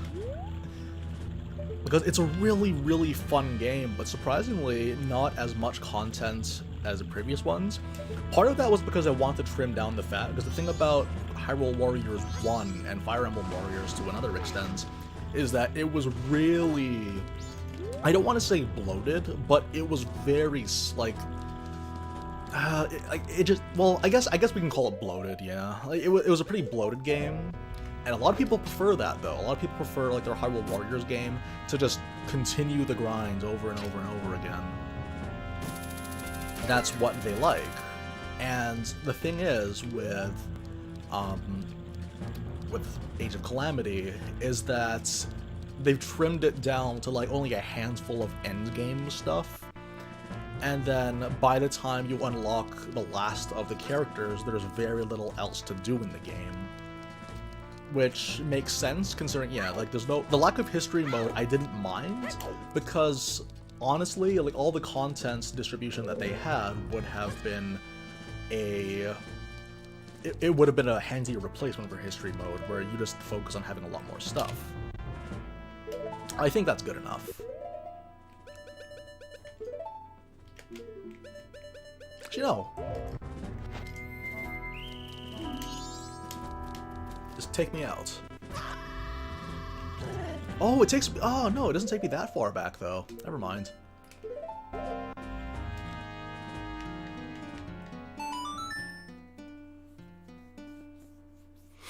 Okay, then. But yeah, so that's kind of my thing, though, with Age of Calamity, is that everything was really well trimmed. And everything was very well streamlined. Because something I noticed, too, with, like, you compare Fire Emblem Warriors with Hyrule Warriors Definitive Edition, and there's, like, this really weird disparity between... Oh, like, you compare the two games and the rosters, and, like, people complain about how Fire Emblem Warriors recycled a lot of movesets, and I can see that being a problem for some people, but for me, I was okay with it, mainly because there was no useless movesets. Each of the movesets in the game, each of the movesets that were available in-game were all fairly usable. I remember doing the tier list and thinking to myself, partway through doing the tier list, that there really isn't a bad one. There are weaker ones because maybe some people are worse at wave clear, but generally speaking, everyone does well.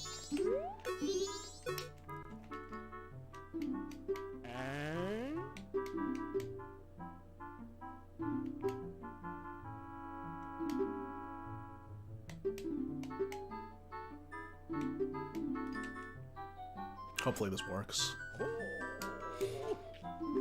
Whereas you look at, like, Hyrule Warriors Definitive Edition, where there's so many unique movesets, but a large chunk of them are, like, bordering on useless. They're, like, they're just gimmicks. And even though that still works, even though it still works functionally within the game, it wasn't particularly fun to play as. It had a better, like Fire Emblem Warriors, in my opinion, had a better medium, or a better median for people that make me feel bored and characters that I find fun. There's a lot more balance in that sense. Alright. Oh, better get the fish too. This is going to result in a heart piece as well.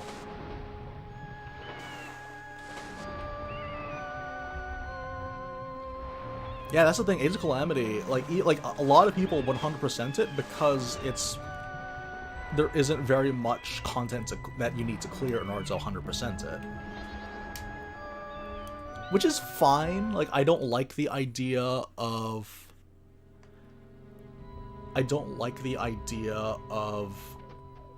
games being, like, really intentionally padded out. Because that's what Hyrule Warriors 1 felt like. That's what Hyrule Warriors 1 felt like, is that it was very padded out.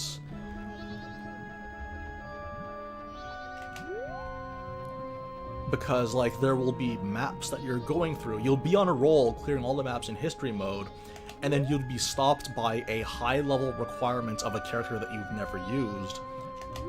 And you would need, like, an A rank in order to get past it. So it's just like, okay, so now we're just wasting a lot of time here doing the stuff that I don't want to do simply because I have to.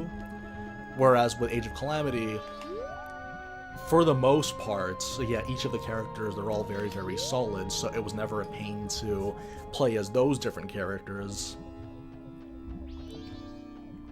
It was never a pain to play as those certain characters. In order to progress with the map. Oh, this part gave me chills as a kid. There's so many trench snakes here. You're gonna love this. This is the recurring theme that sometimes art needs to take you into uncomfortable directions. But I want to kill them all though. That's the thing.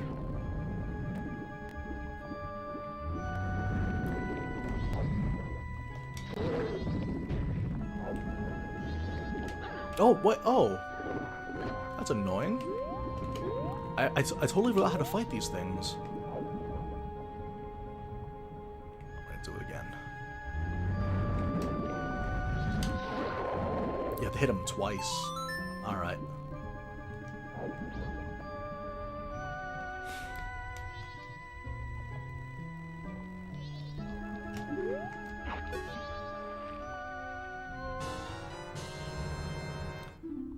You didn't have to... Well, let's build escorts that have good skills, yeah. But the thing is, though, is that with the pair-up, you could just pair them up with the characters that you do like to play as, and then build your supports from there. So that's kind of what I mean, though, is that because there are so many characters, you're bound to find characters that... Really? That landed? Alright, let's do this again.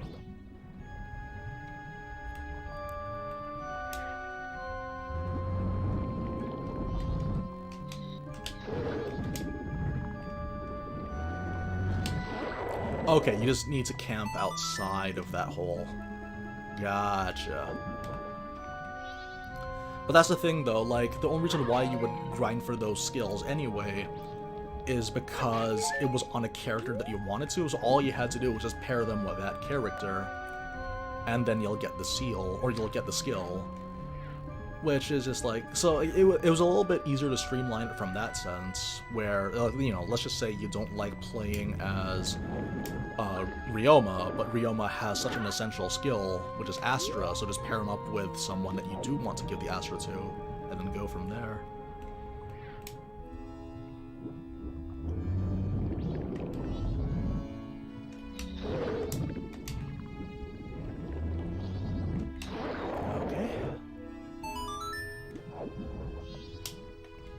Alright, we're doing well so far. I'm slowly remembering how to fight against these guys. I'm used to having a chateau for this one, with the infinite mana. I'll definitely have to aim for getting an infinite mana for Stone Tower when we get there.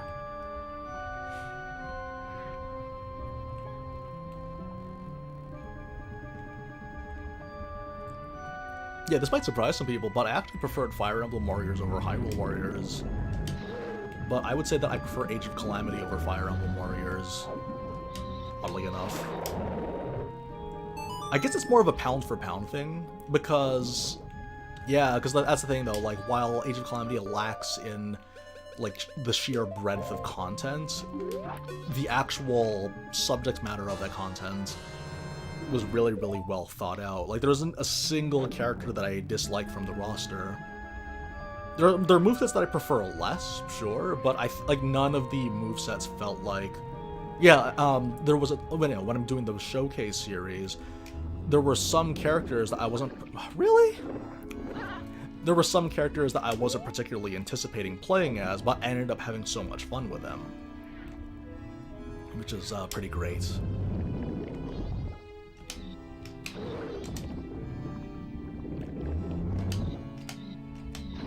Okay, I guess the best way to do it is just swim beneath and to the side. Yeah, that's good.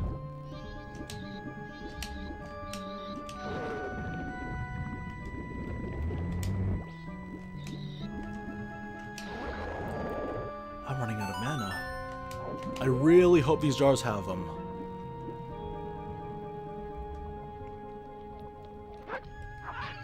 Oh man, these things used to scare me as a kid. But I remember, whenever people bring up, like, the really spooky stuff that comes in the Zelda games, they're thinking, like, how did you get away with having this for kids? Man, kids want to see disturbing stuff sometimes, man. In a video game? Are you kidding me? Like, I mentioned, I think it was in the first stream of Majora's Mask that we did, where I said that this was like the Struwwelpeter of video games, the Zelda series, because it's just like really, really like creepy, scary stuff, but it's a fairy tale though. It's... Uh-oh. I don't have it. I don't got it. Unless... No, I need the shield. Where, like, it's one of those things where you get subjected to some really scary stuff, but, like, a large part of what makes games so fun is knowing that you can conquer them. Like, the knowledge that you can conquer them. Hey, Kitsune, how you doing? I'm doing fine, actually. Oh, thank you. I can't believe they would mana star us in this segment. But, like, it's very, very important to put yourself in scenarios that scare you, because that's how you, by confronting them, that's how you learn to overcome them. And you come out better as a result. Because, yeah, I was thinking about, like, how in The Legend of Zelda, there are a lot of, like, creepy things in this game, surprisingly, but that's because this is the equivalent of a children's fairy tale, where you do get, like, a little bit spooked by things, but because this is a video game, you do have the ability to influence or change what's happening inside of it, and you're given the ability to say, hey, this wasn't so bad after all. Was it all three of them? No, I'm missing one.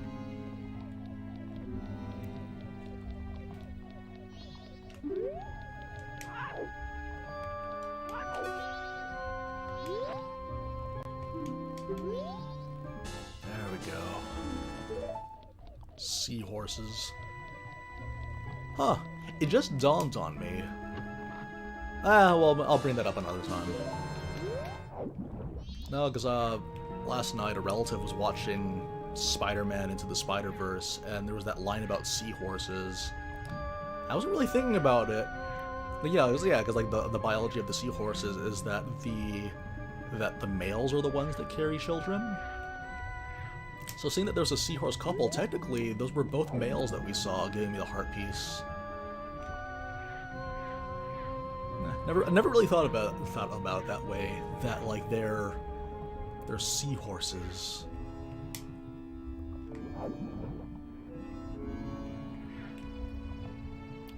Because I was always under the impression, because you know how the Legend of Zelda games, they don't have voice acting, so you create the voices yourself. I was always under the impression that the seahorse was a female. But you can interpret it either way, because it is saying that, you know, it's my friends that we're reaching to, and obviously there's only so much that you can say. Interesting thing to think about. Where's this last egg? Where's the last of the female lady eggs? You'd think that because I killed them all... Oh, is it in... Maybe it's here?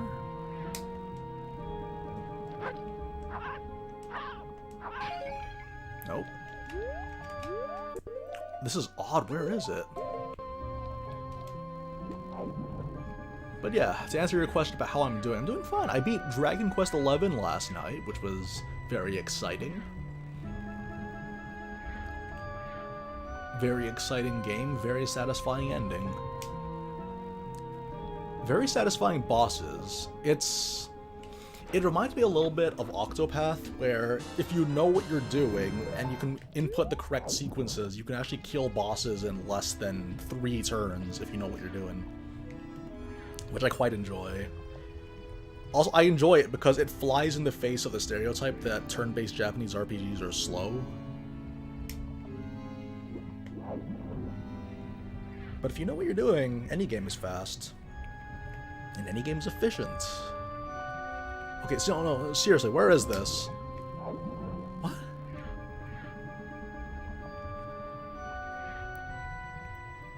I swear I got lost at this part too. What in the world?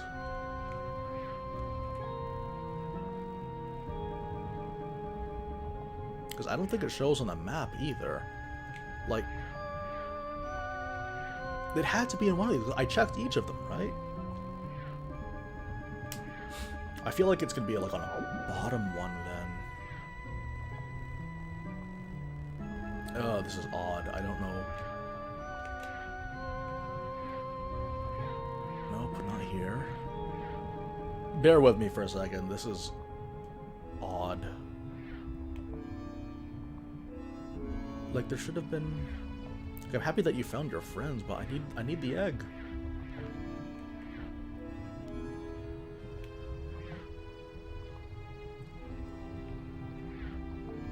How did I miss it?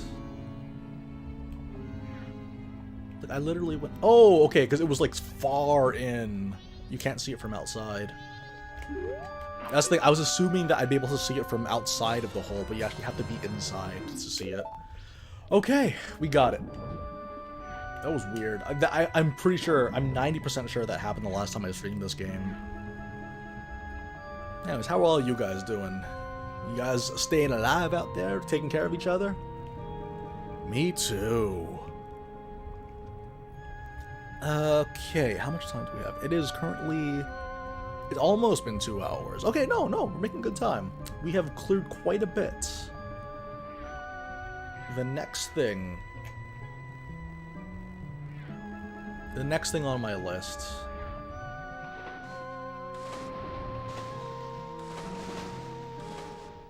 Okay, supposedly it's possible to get across using the Deku mask and the ice arrows, but it takes a long time, and you wouldn't have the ice arrows at this point.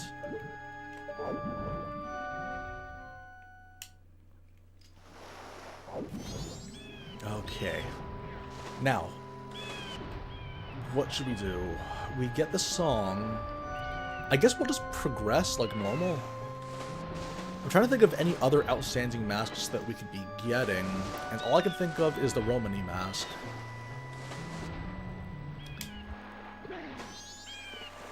So unlike with the previous dungeons, like what we did in the previous dungeons is that I would like open the way to each dungeon, and then I would just do it all in one go, but that's not going to be an option for this one, because the Great Bay Temple is going to take a while. Alright, here we go. I'm going to have to switch controllers, I think. Oops.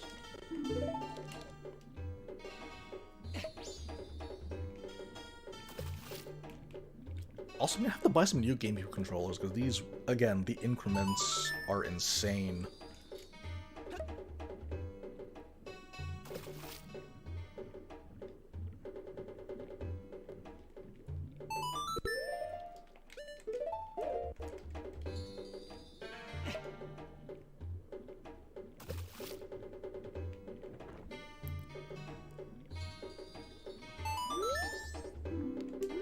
Alright, here we go.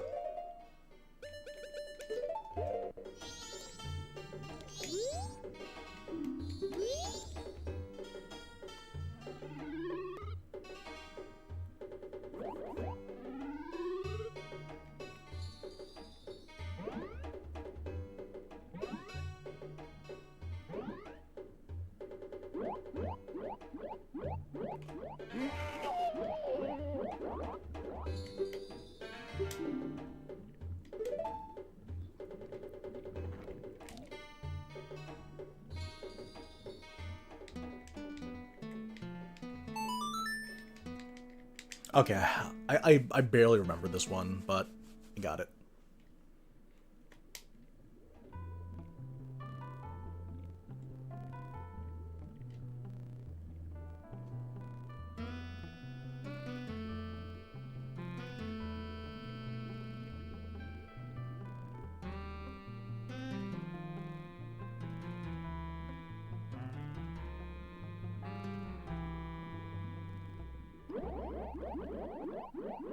New Wave Bossa Nova.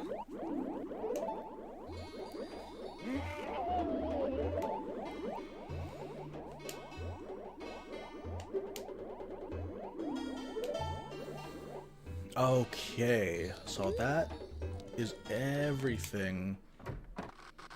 We'll quickly make our way to, what's her name, Lulu, and then we're going to... And then we're gonna go back to the Romani Ranch. For Zora designs, oh man, I like the Zora designs in this one because they're all different species. I think this is the one that introduced the idea of Zoras looking like different species of marine life. Like for because yeah, there's one that looks like a manta ray, which I thought was cool, but honestly though, like, because like with the Twilight Princess ones, I like those ones a lot too, because they seem like they were leaning a little bit more again to that realistic art style of Twilight Princess, or well, but I say realistic very loosely here, but yeah, like the Twilight Princess Zoras I actually quite enjoyed too. It's hard to say, but if I had to pick an absolute favorite though, I kind of liked how in... Hang on, how do I do this?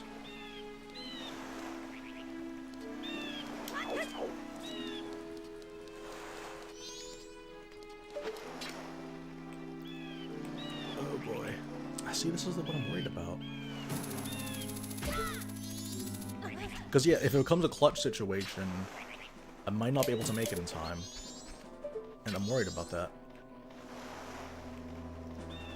See, like, okay. You know what? This would actually be the perfect opportunity to switch controllers. Hang on a second.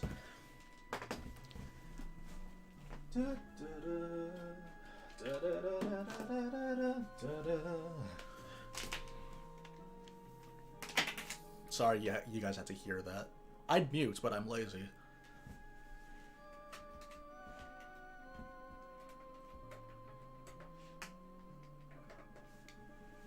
It would suck if I turned off the GameCube in the process of switching controllers. Because we did so much today. If the power goes out, I'm quitting. Oh, this feels so gross, but it's what we got. I gotta clean this later. Oh, okay, we're okay. Oh, this feels nice. Yeah, because again, like, just tilting, the act of tilting is so tricky. No, but I would say that I like these Zoras a lot, but with Twilight Princess being a close second. The Twilight Princess ones looked very regal.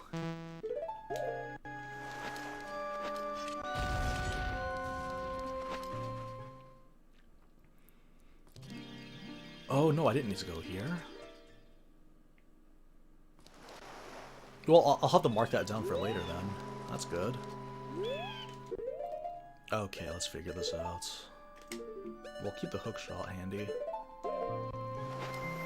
Oh, and the buttons are so much quieter too. I was mashing and you didn't even hear it. Or maybe you guys did.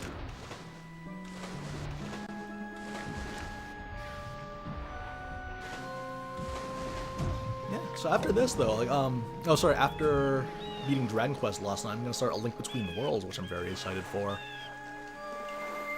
Maybe I don't need the stone mask, I'll just outrun everyone. A Link Between Worlds, and then after that, it's anybody's game. Lots of games planned, but honestly, I feel like we're running out. I've actually been looking into starting a new series of games that I've always been curious about. Primarily Western. I've noticed that last year had a bit of a Japanese lean to it, but I think... No, I was going the right way, but in a different direction. Oh, man, this is weird.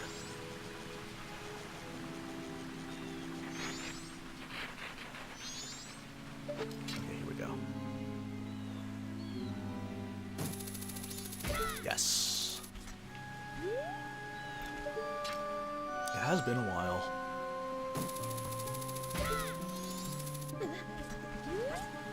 Why? Okay, that was my bad.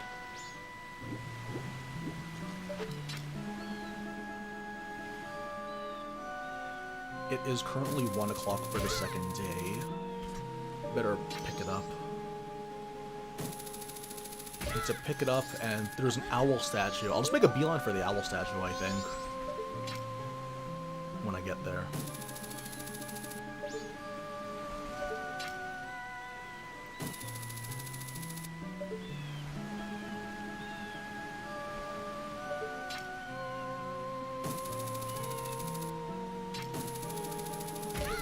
Go. Part of me feels like I'm going the wrong way.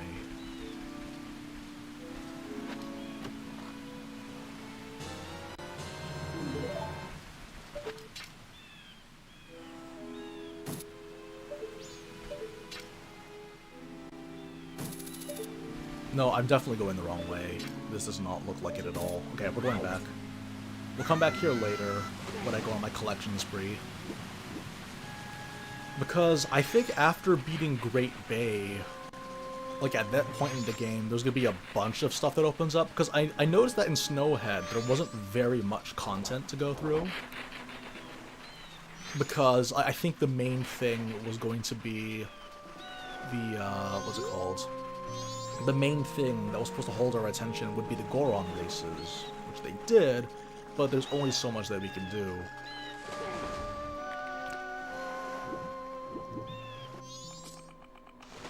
Let's do this again. I was going the wrong way. This one's really odd.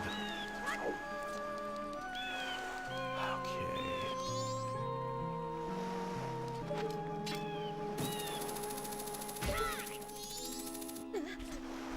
I think I just took a wrong turn.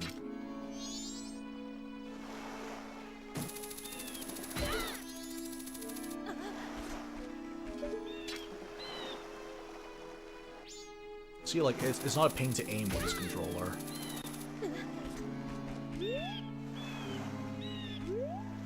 No, wait.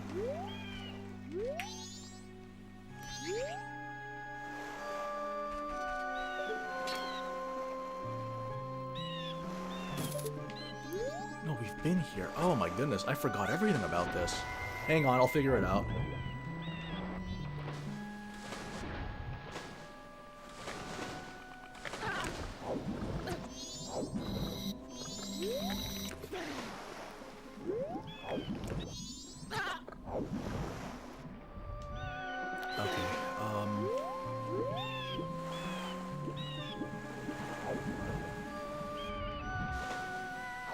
Honestly, I feel like I just went in the wrong direction altogether. I think there's a different section that I'm supposed to be going through. Bear with me here, you guys.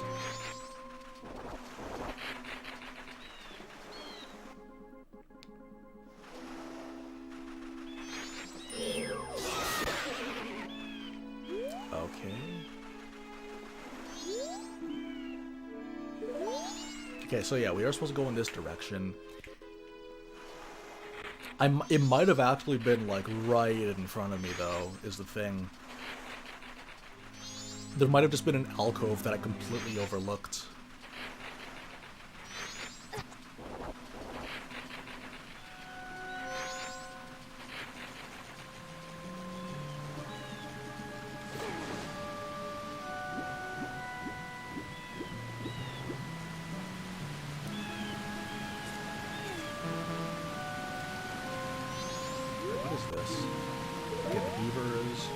Okay, oh man, I guess I was going the right direction with those palm trees.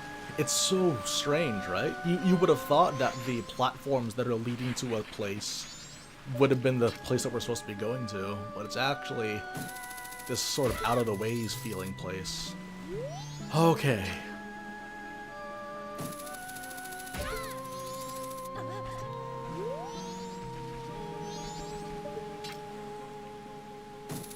Wait, hold on.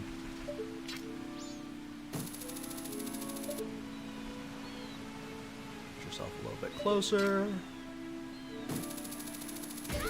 Let's see this all the way through to the end. See where this path takes us.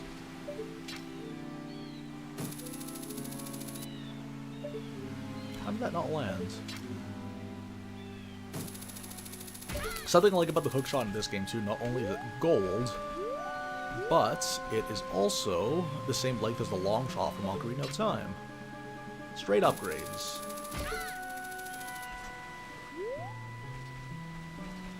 There we go.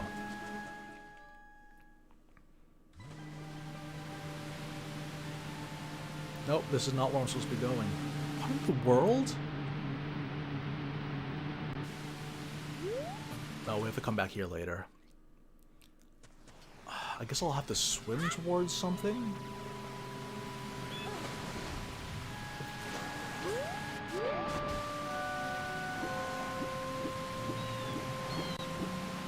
Yeah, okay, there's definitely something I missed. What in the world?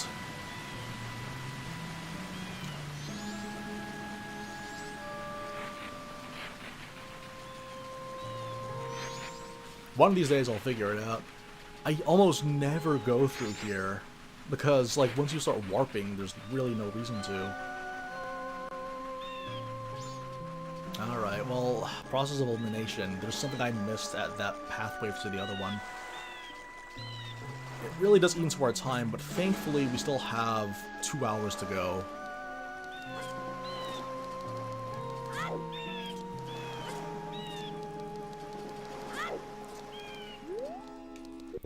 Wait, what's the purpose of this?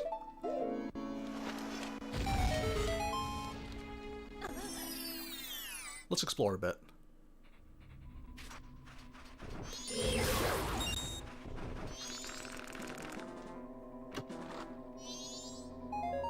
Okay.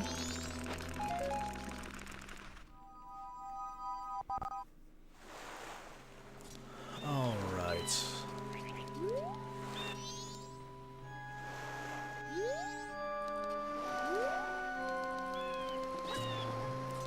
Hang on, before I continue though, I want to talk to these Zoras.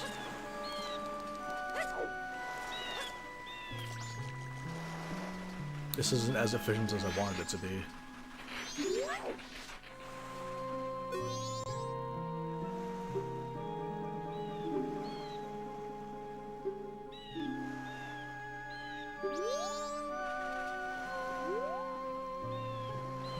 Oh yeah, it's really unsettling and uncomfortable.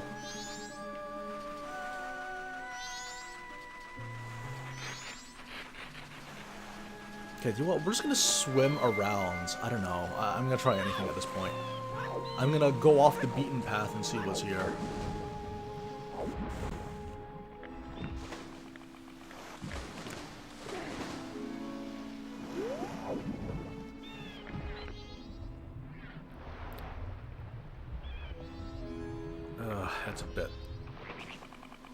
It's a bit awkward, but I think this is the only way to do it. Well, there was the underwater rapids place, right? So that might be one. Okay. Last check. We'll go to that place with the underwater rapids and I guess we'll just dive down? It seems like the most obvious thing to do, but that's why I didn't want to take it.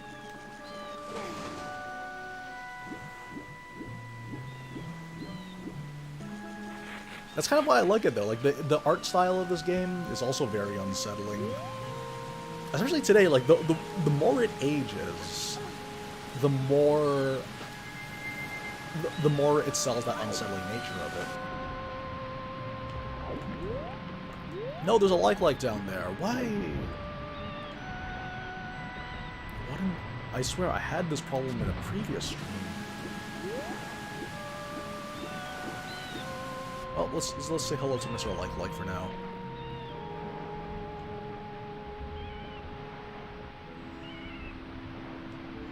Or not.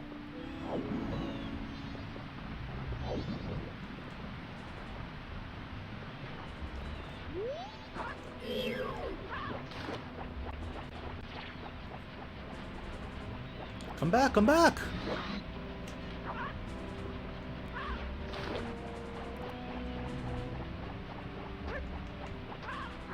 Really?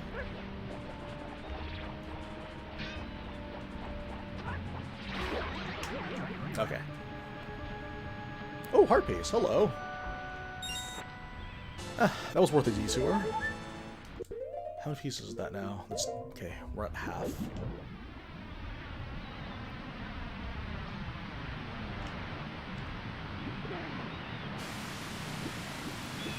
I swear, it's like where the entrance is like the most obvious thing in the world. I'm sure of it.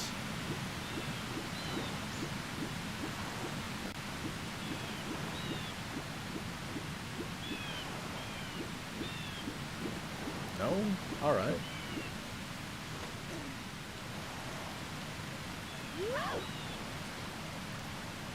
Okay, well, we'll have to get back to that later. We have to quickly go back to the ranch.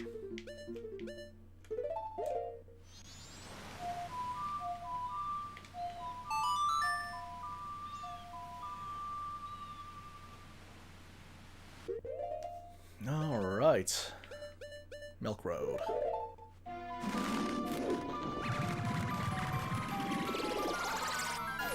Okay, so with the way things are going, I don't know if we'd be able to reach Great Bay Temple today as much as I'd like to. But you know what? We'll try. But the problem is, though, that Great Bay also requires a bit of figuring out some things.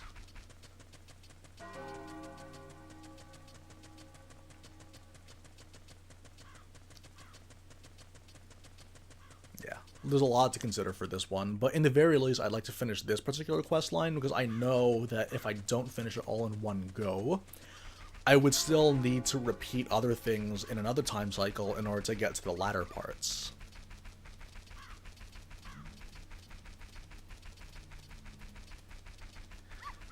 Okay, let's revert. I'm trying to remember where the Zora hall is. I swear it's probably like super obvious. I have a suspicion of where the entrance could be.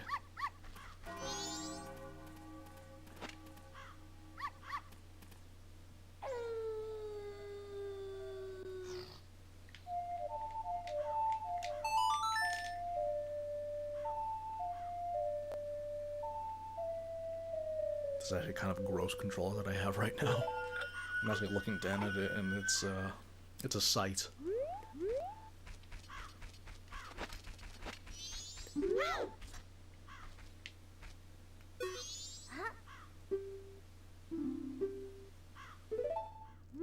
Okay, time for some exposition. See, like, all these characters, the way that they all talk, and like how they all refer to one another, giving that small town vibe, really does a lot to make this world feel alive.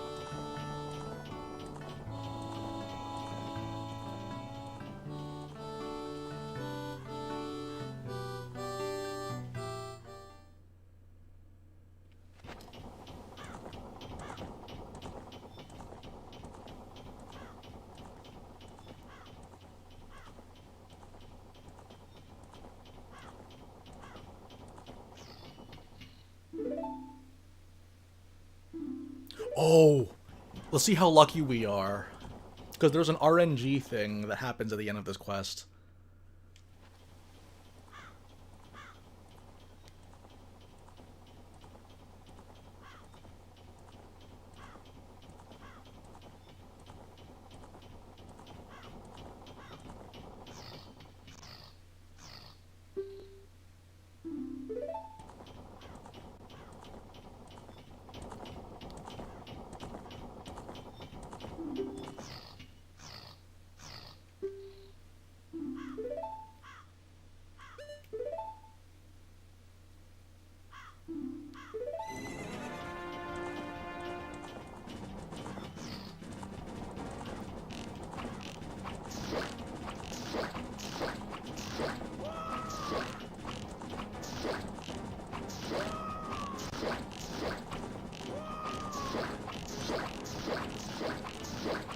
Just keep shooting at him!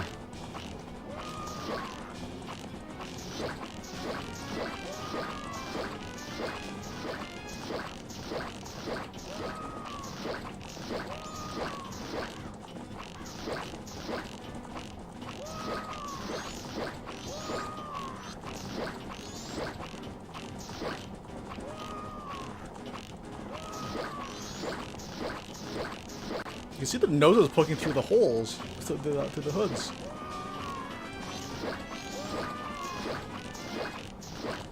It's like the editing of Resident Evil 2.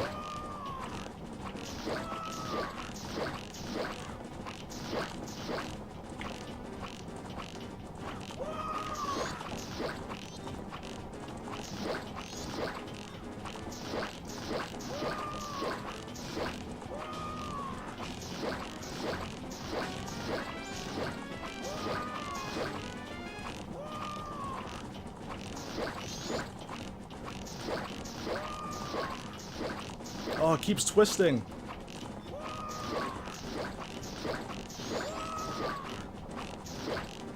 Okay, we're good.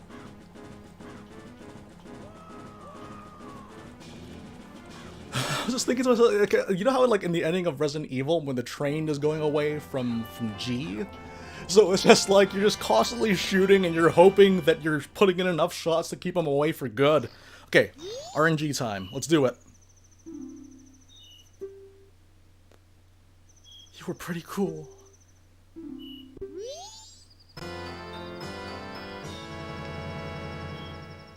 Alright, now I'm an adult. Oh, yeah, this is one of my favorite quotes. I'm an adult now. No, wait, I think the RNG can only happen if you replay that mission. Okay, never mind. So basically what I was talking about was in that section of the game, what's gonna happen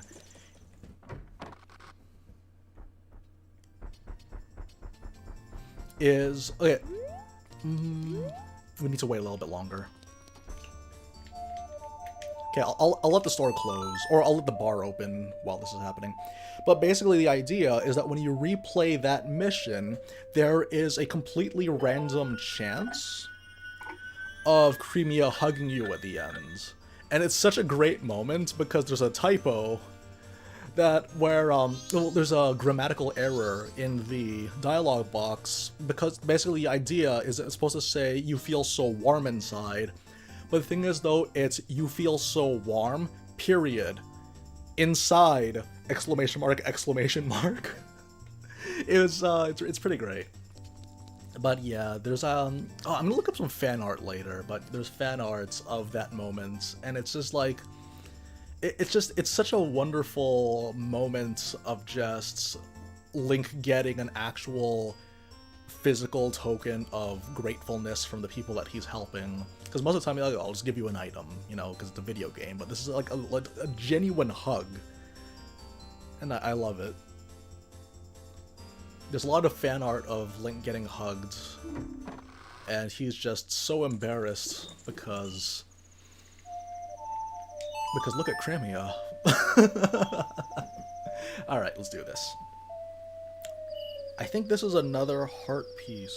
No, no, this is a mask that we're gonna aim for.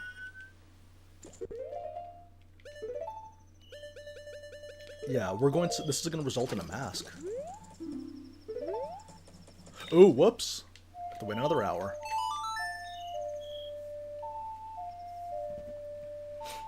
Wait, wait. Okay, so you said that the game was very different from how you imagined it would be. How would you imagine it to be, and how do people describe it? Because for me, this is my favorite game, particularly because there's a lot of different thematic elements, as well as various fun little design choices that they run with in this game that I feel that would be very difficult to do in a non-video game. Because there's all these different continuities that kind of connect together, and it's up to you as a player to sort of not only discover the people that need help, but actually actively influence the circumstances of their life that will make them happy.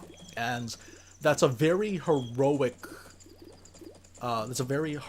concept, and it's one that like people have tried to do in games, but more often than not though, like you're doing it for the objective. But like I said, there's a whole thing with like replaying the Creamia mission to get a hug. It's you're doing good deeds for the sake of doing good deeds, and that is such a profound sentiment that a lot of games I wish put in more, where you do good things simply because because you need to be good, or because you are a good person, and your actions in the game reflect that.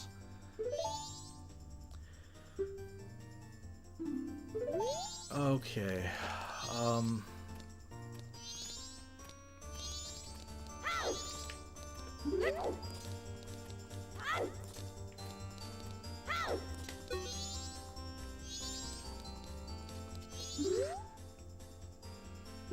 he's already drunk.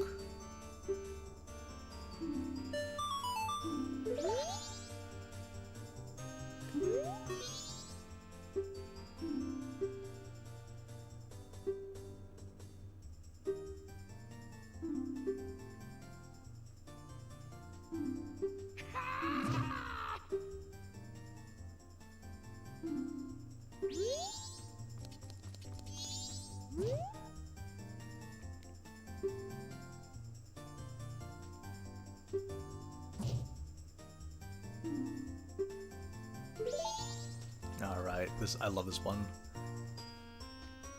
Could play the ocarina. Whoops.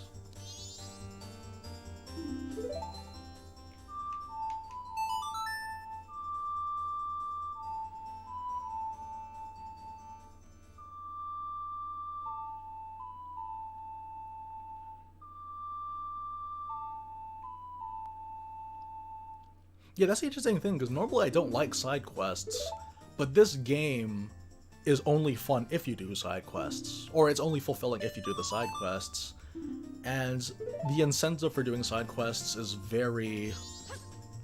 It resonates very well with me in ways that most side quests wouldn't.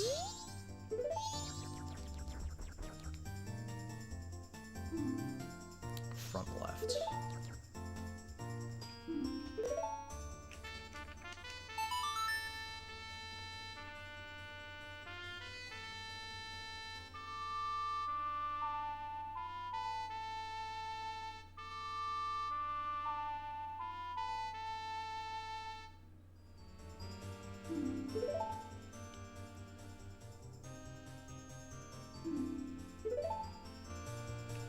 Okay, next up is the drums. Oh, you know what? While we're here, I might as well, yeah. Next.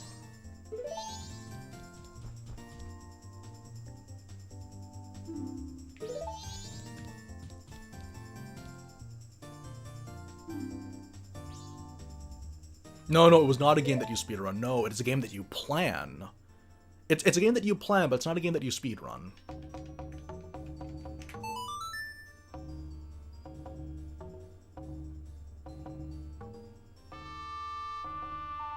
No, no, no. That's the thing though. That's why it's overblown when people say that this game is so unfair because there's a constant ticking timeline or a countdown. But the thing is, though, the way that I usually do dungeons is I would open up the shortcut that leads to them, then immediately go back in time so that I have a full 72 hours to do it, and it rarely takes me that long. Granted, there are still some things that annoy you and get in the way, but it's not that bad.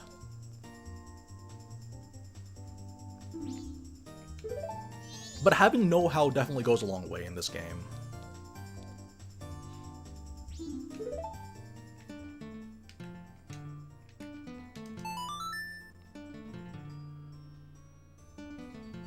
You're gonna love this.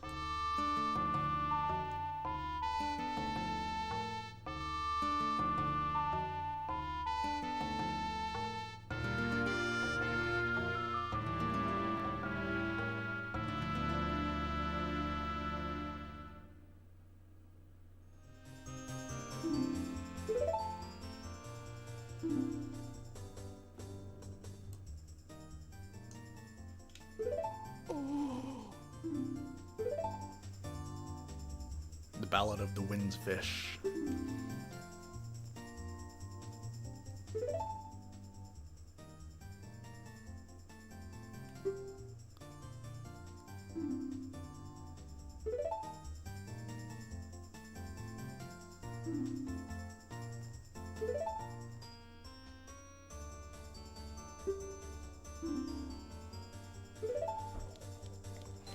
Yeah, this is a story about a guy that he pursued his dream, and he couldn't fulfill it, and somewhere along the way he lost sight of why, or rather it was the setback that made him lose sight of why he was pursuing his dream in the first place, and this is us reminding him of what that is.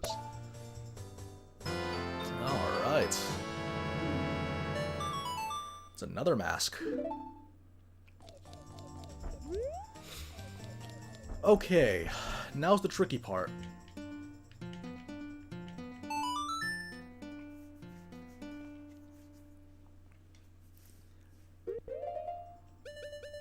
Honestly, I'll be the first to admit that I'm not very good at games. It's just that I play a lot of them. That's all it is.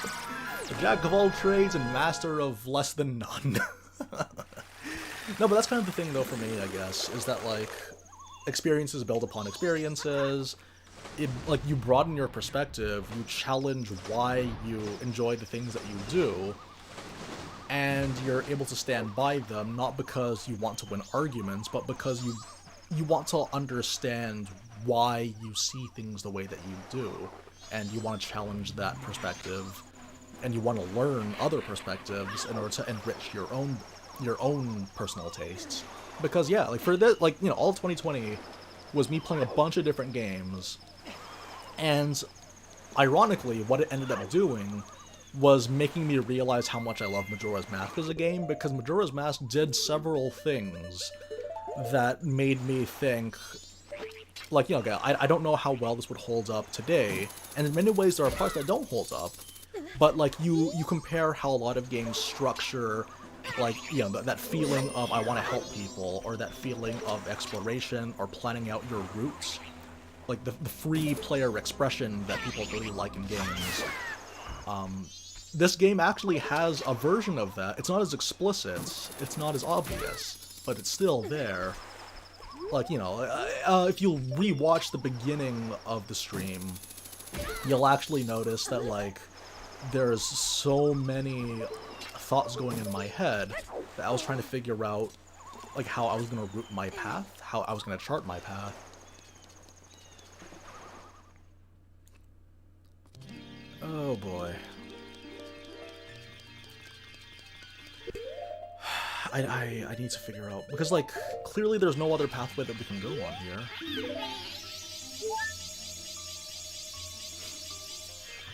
Worst case scenario, we'll just have to go back in time. Well, I would like to finish Great Bay, but I don't know how long it would take, because I don't remember much of it.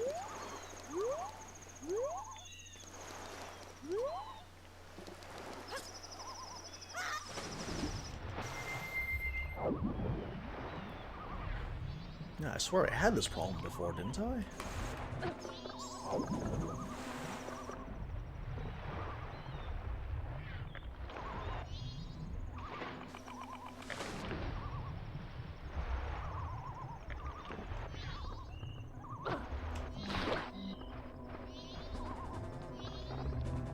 Wait, is this how you get to it? I don't remember this at all. Oh man, I don't remember this at all. I'm so used to it being somewhere else. Okay. I wasted so much time just to figure this out. Oh, guys, you're gonna love this. Well, I'm gonna love this. I'm gonna subject you to me fanboying so hard because there are references to Zelda 1. One of my favorite games of all time. We're gonna play some Zelda 1 music. Alright.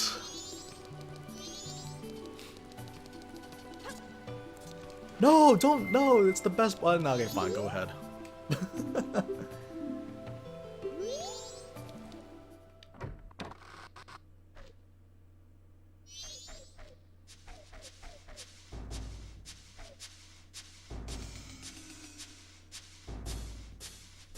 This might be, well, okay, some people won't recognize this one, but this is A Link to the Past when you enter a cave. When you enter a cave, they have this melody playing. It's a Stingray Zora.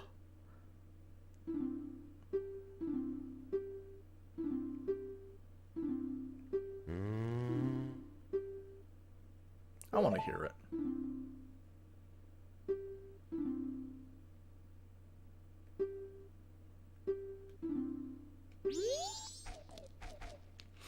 Oops.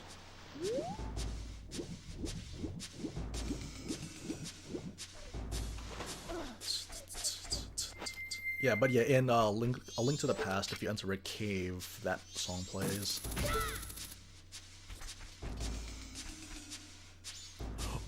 Oh, but you know what?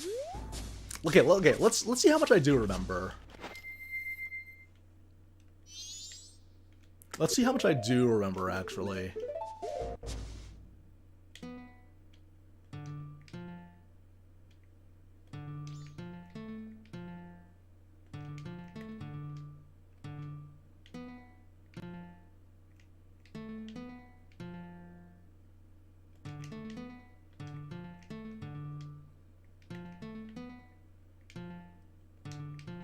Okay. Got it. I think I remember. Yes. Japas! We're gonna have a jam session.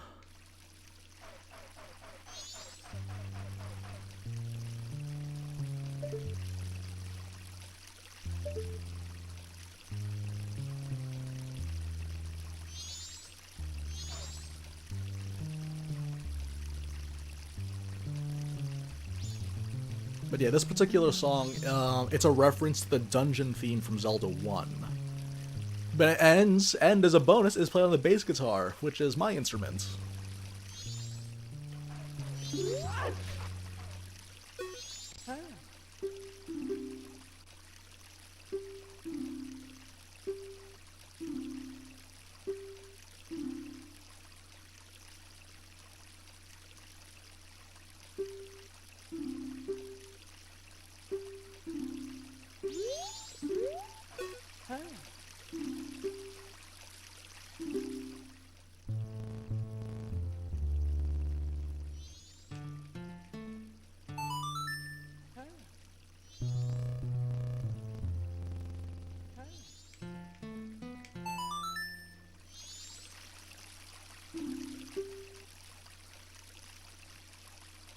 Okay, I have to memorize this.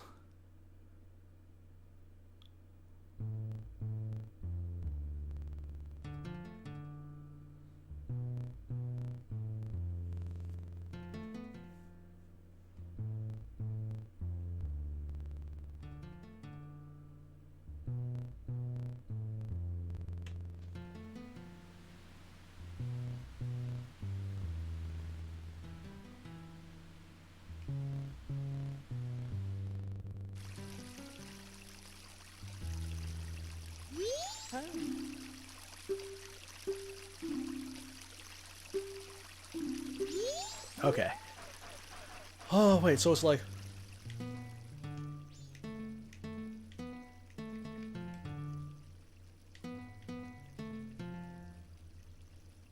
Okay, well, I'll figure it out. Hopefully I'll get it right. I just gotta play it by ear, I think. Oh boy. Alright, time to see Evan, who is in this room, I think? Okay.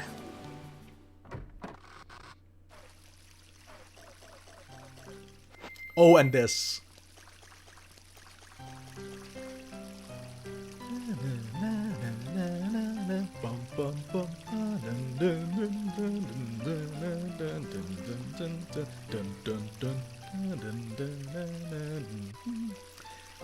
This is a song that I'm intimately familiar with. It is the Game Over theme from The Legend of Zelda.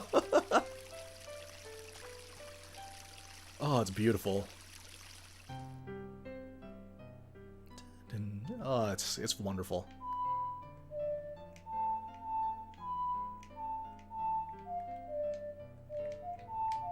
Oh no. Ah.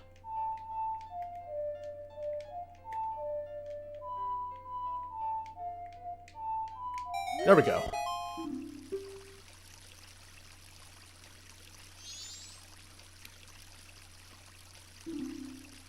It works! It works!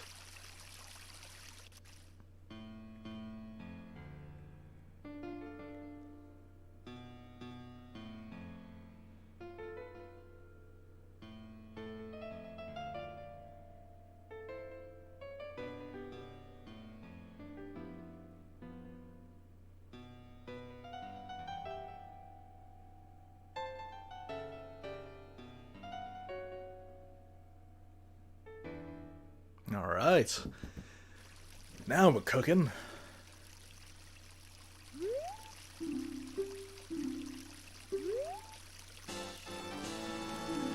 Okay, that's 3 out of 4.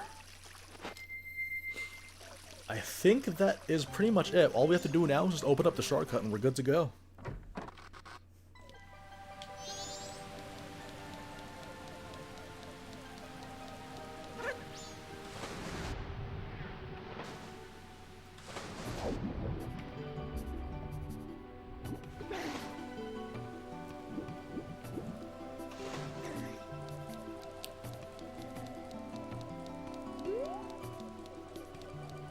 Which way do I go? I'm assuming this is the right way.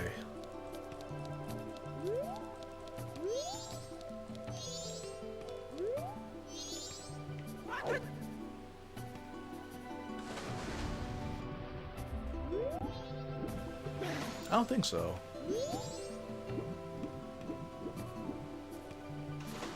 Okay, no, never mind. I have to take a left. Yeah, it seems like it.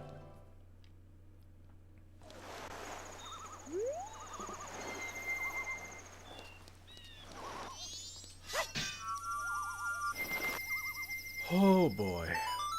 I think that's it. Okay, status reports. Well, no, we can do it later. I can save now.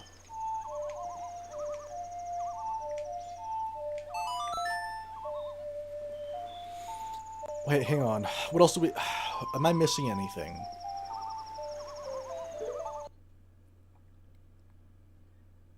Okay, we have 3 bottles, meaning that the first spider house is doable.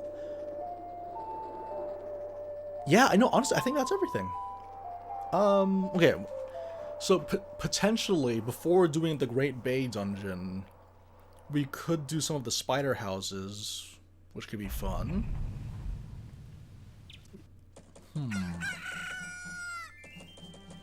Okay, hang on. Let's double check this. We saved, so that's good. Okay. We can get the 2 spider houses, which result in 2 masks, so that's good. Then there's the Andrew Cafe side quest, which is several more. Then there's a couple of masks that you get in the main quest. No, there's 2 masks that you get in the main quest. Oh man, this is tricky. I would like to do a dungeon, but do we have time? The answer is yes. Okay. Okay, yeah, we're definitely gonna go over the usual 3-hour mark, but that's okay. We're gonna go straight for the Great Bay Temple. Hopefully that's okay. we're... Because, like, I'm thinking about, like, being mana-starved. That's, like, the big, scary thing in my mind. But, you know what? That's fine.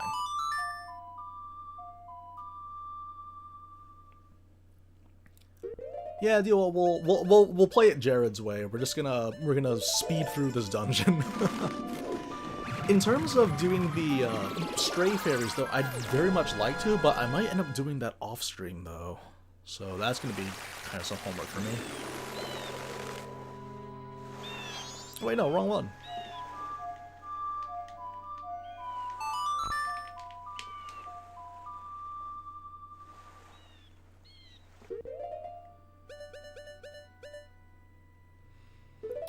The thing is, though, I've always likened this game to, like, there was this movie, this art movie called Run Lola Run. It's this German art movie, very experimental, very fascinating to me.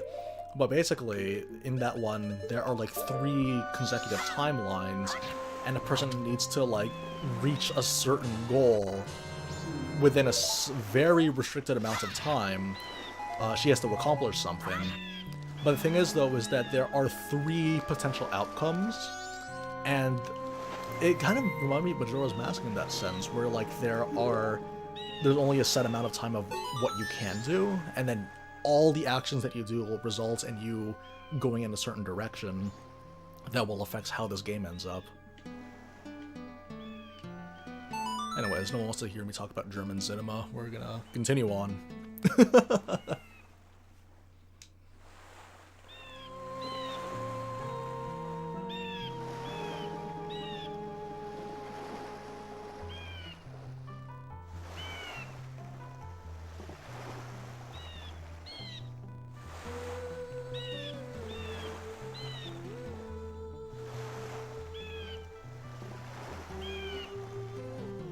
Are those giant Deku nuts instead of coconuts? I think they took the Deku nut icon and they just blew it up under the palm tree to make it look like a coconut. I'm only noticing that now.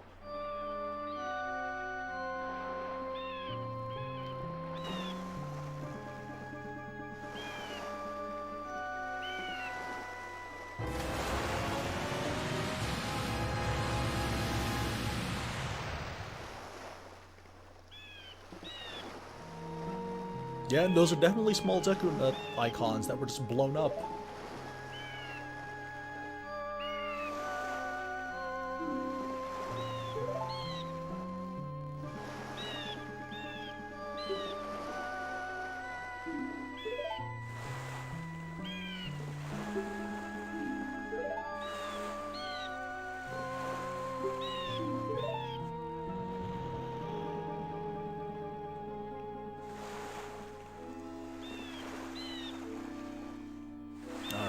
Let's do this thing.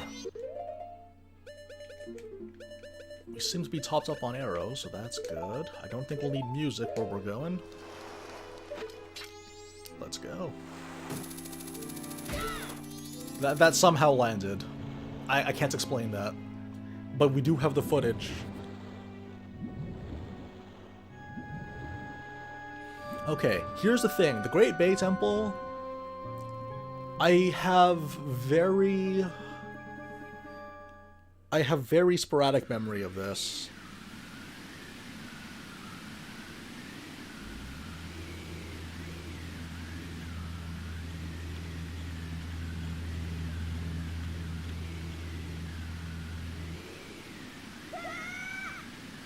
Oh, that was foolish.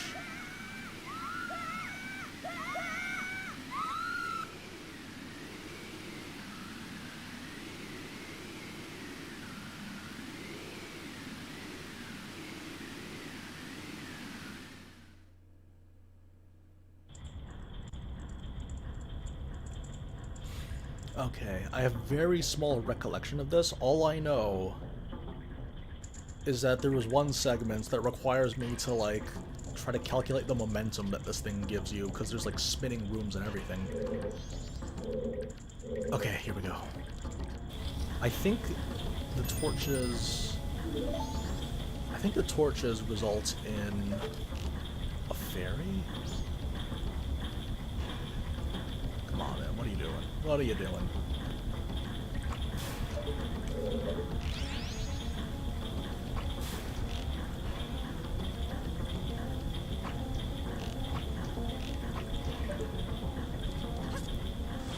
No! No! Yeah, actually, it kind of sounded like Link from Wind Waker, the way that they scream. But I'm new Wind Waker Link. Alright. Let's see if I remember how to do this.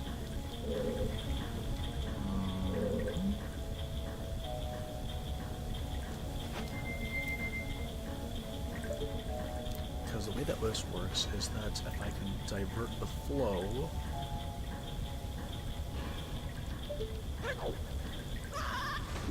Yeah, if I can divert the flow, then it would go to the other one that's right beside it. And then that's going to result in the water pressure. This is a very confusing dungeon to follow on paper. Oh. I was wrong. That's not right. Never mind. No, it's the other one.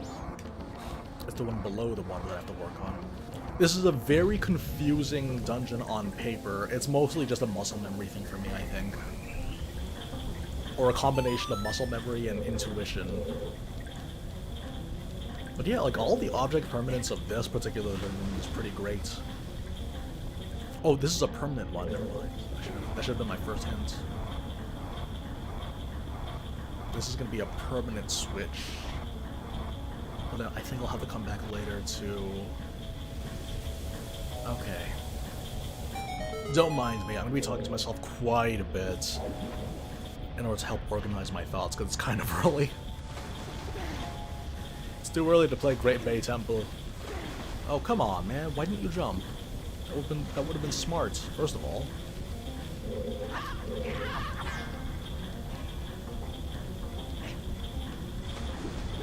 Alright, here we go.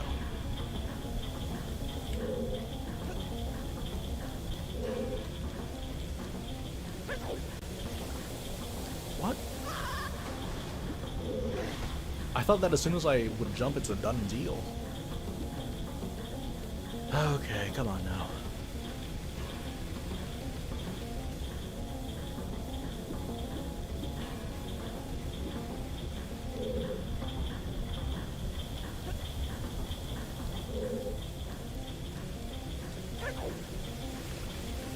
Holding forward will also affect how much distance I take. It's very strange. Okay. And I have to come back here when I get the ice arrows then. No.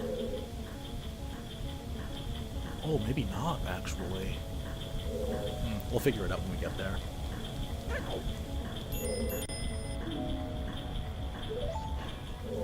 Alright, now it's gonna get a little bit confusing. So, we better just... Yeah, no choice but to dive into it and hope for the best.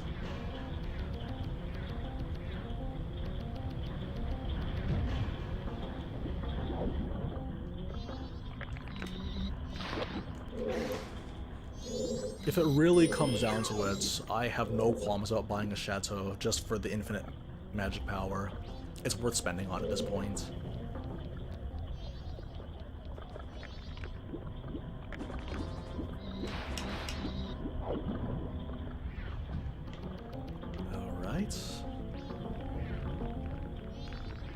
You know what, actually, the room where we entered, that was actually one of the...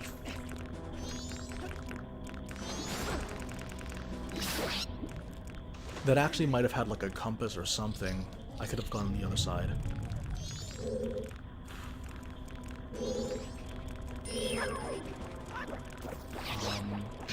Can I reach that, or do I need... Or do I need ice arrows for that one? Let's find out. I feel like this is a compass. Compass or a map, one of the two.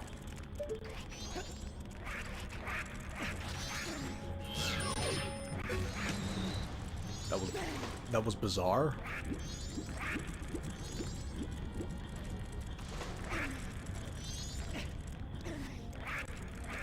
I wasn't expecting the physics to work like that.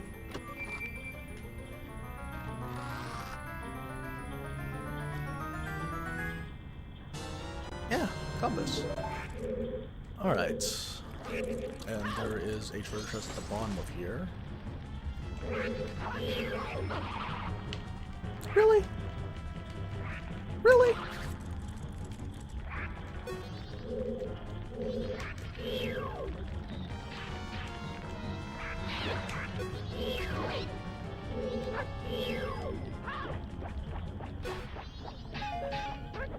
Okay. Key, that's very important.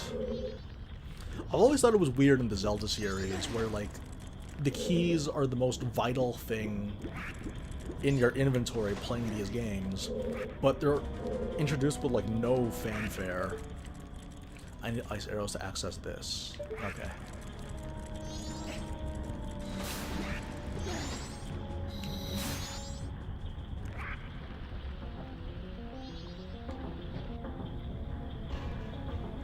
Let's see what's on the bottom floor. Whoop.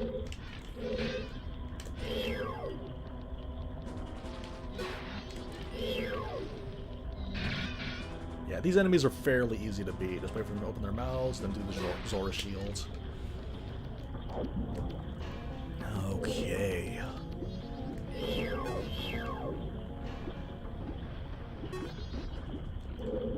I don't think I need to go here yet, actually. I think I need the ice arrows for this one. Because I remember that for the Octoroks, you can freeze the Octoroks and use them as platforms. So don't have to worry about that yet. There was... Okay, so this room that I'm in right now, might as well make use of it. Because on the north side of where you enter in from, I think there's like a treasure chest that will lead to something. Or a locked door. You know what? I might have made a right choice and it might have been a locked door.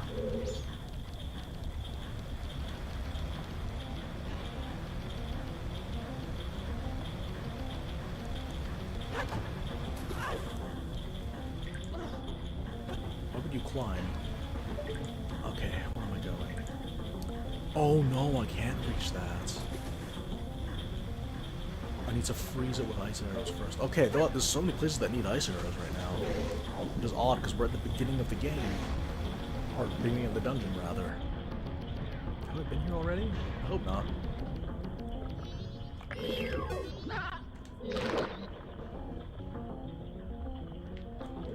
The lack of magic energy is going to be a bit concerning. But hopefully they respawn these jars.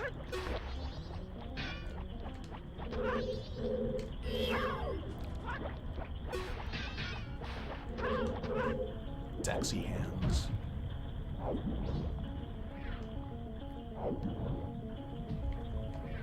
Alright. What's next on the menu?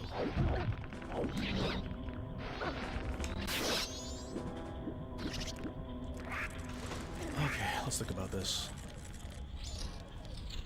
Wait, hang on. Was there like a doorway that I could have gone in?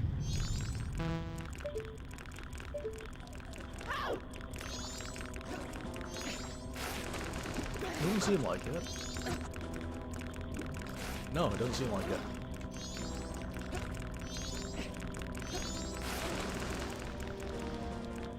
Okay, never mind. What can we do now? We don't have any ice arrows. Okay, we've been in that one.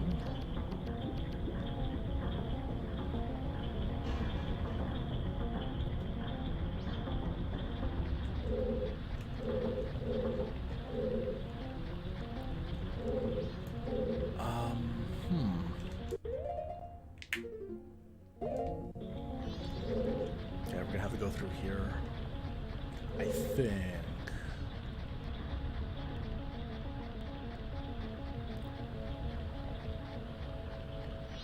Alright, never mind. Then we're gonna have to investigate here a little bit further.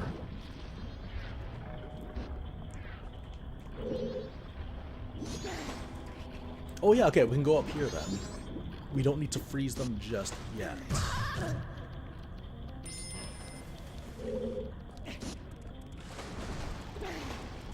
is the most damage we've ever taken outside of, like, the first boss fight.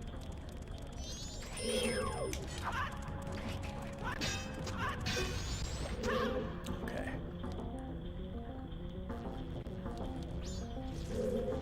Yeah, no, you need to use the current to get you to where you want. Yeah, that was kind of the big tricky thing. Okay, these ones drop arrows. And this one will drop magic.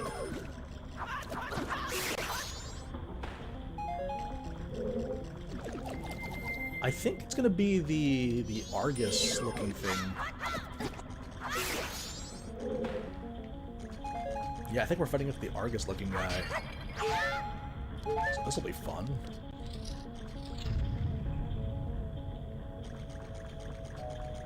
I like this reveal a lot. There's nothing here.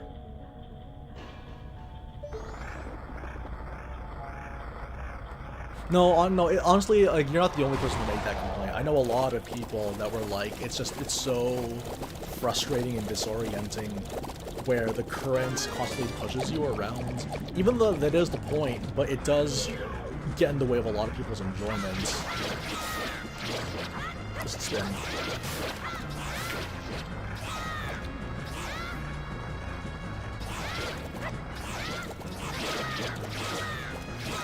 I wonder if we can hold out. Let's see. We're gonna brute force this.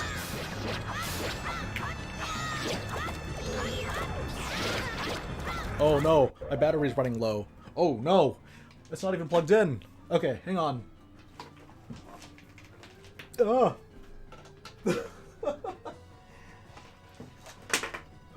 We can't make too much noise either.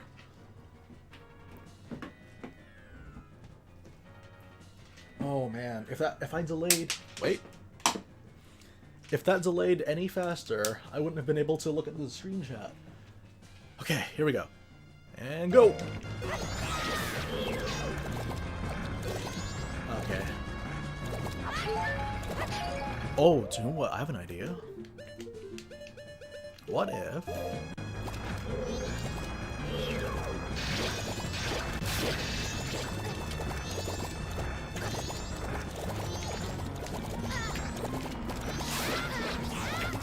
I thought I took off the mask.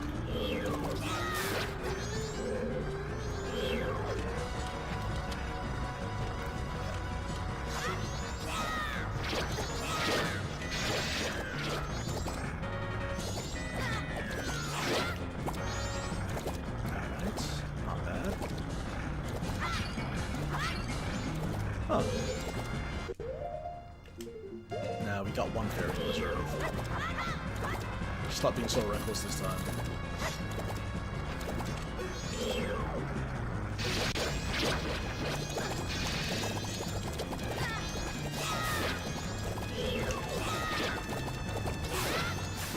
The more we break, the less exposed, the more exposed the eye is going to be, right? So, come on. It took too long.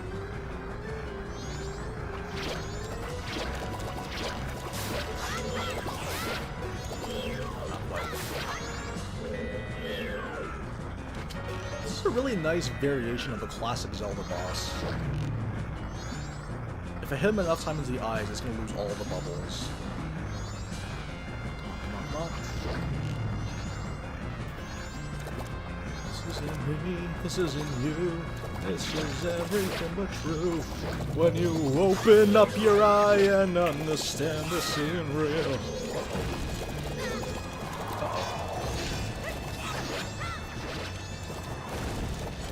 That was a close one.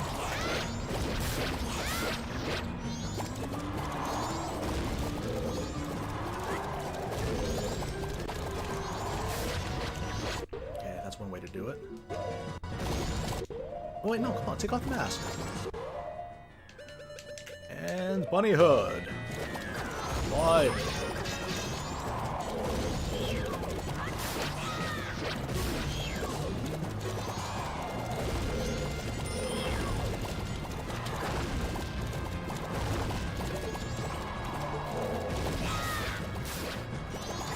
Oh boy. Okay, no, we're almost there. Oh, wait. Fine. Block. Thank you. Getting the spin was a really good idea.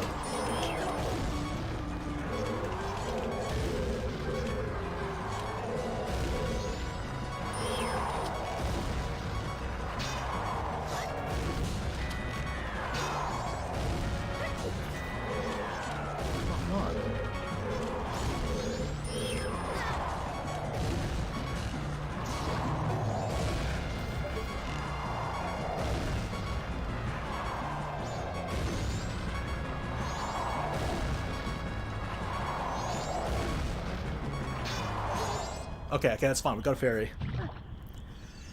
I guess I just need to position myself in front of him because aiming is way too erratic to work. Oh, that was a full heal too. Nice.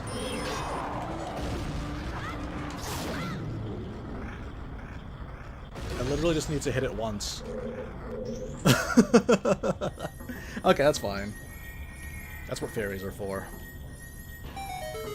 Ice arrows? Okay, now we've opened up a lot of possibilities.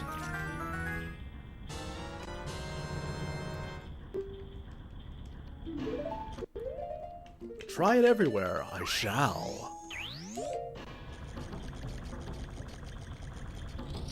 But yeah, well, we're here now, so we're gonna restock.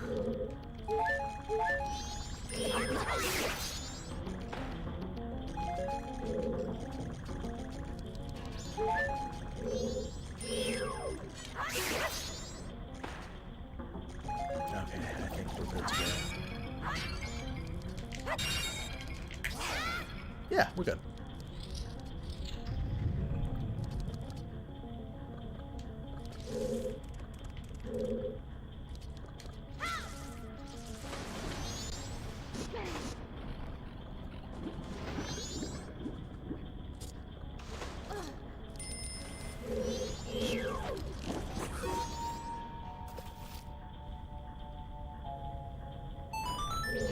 Perfect.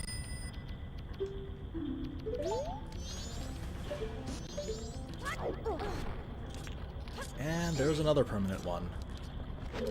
I think there's still a handful of things that we need to do before we completely reverse the flow of the whirlpool. Several things that come to mind. Might be a little bit difficult to keep track of, but that's what we're here for.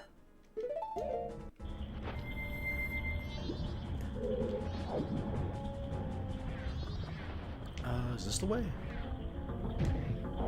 Seems like it. Alright. So, first order of business is...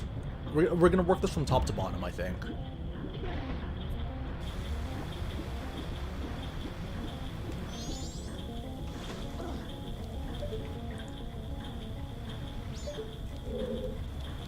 Yeah, so first we're going to do this floor, and then we're going to go to the tier just below this afterward. Alright. Whoa.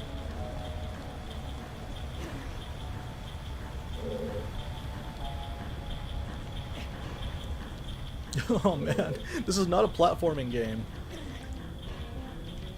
But they treat it like it is one.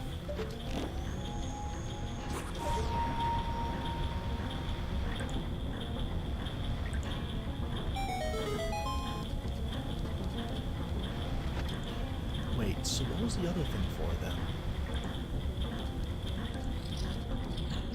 I'll figure it out. Nice. You know what? I think in order to keep things completely reliable, we'll do it like this.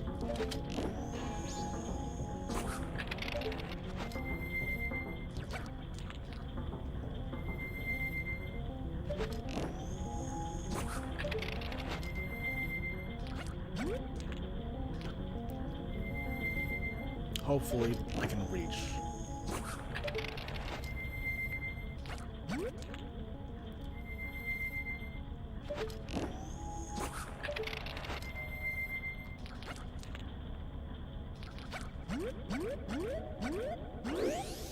Really? It can't?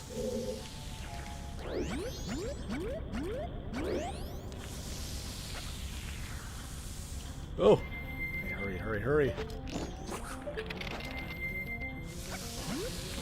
Whew! That was close. How do I get there?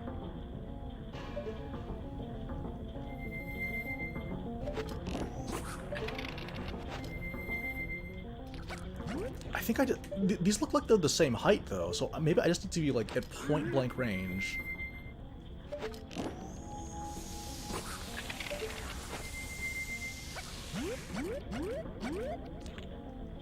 Yeah, I think it just needs to be a point-blank range thing, maybe?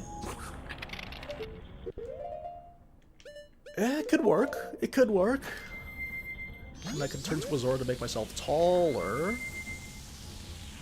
Yes! That's the magic of transformation.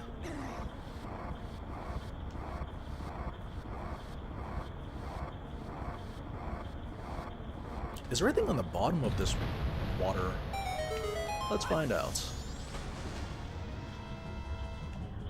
I've used so much magic energy for that little experiment. Oh, good. How kind of them.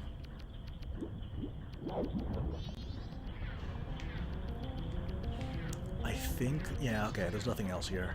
That's fine.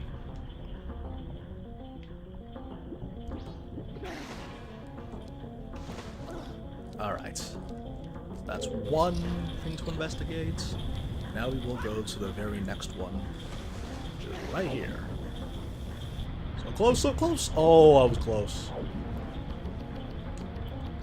Cutting a bit close, could have made it.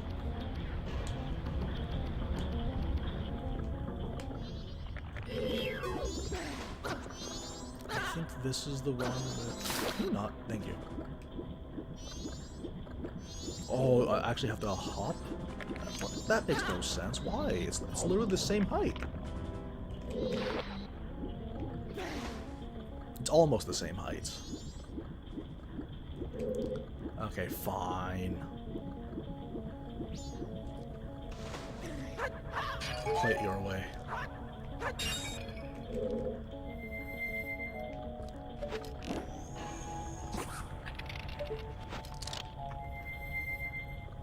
Yep. Distance! Yeah, using the attack right before doing the jumps gives you a bit of forward momentum, which is useful. I don't know what's inside that chest, but I don't want to ignore it. Whoops. There we go. Nope.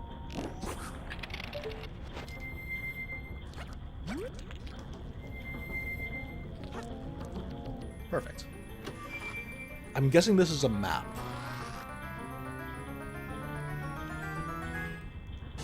Yes. Wait, wrong button. Okay.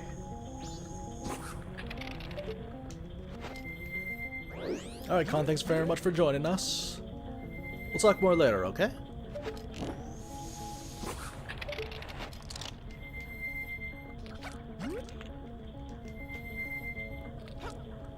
Okay, now... Oh, I kind of remember this one. Kind of. Really? Okay, please tell me there's some magic nearby. Nope.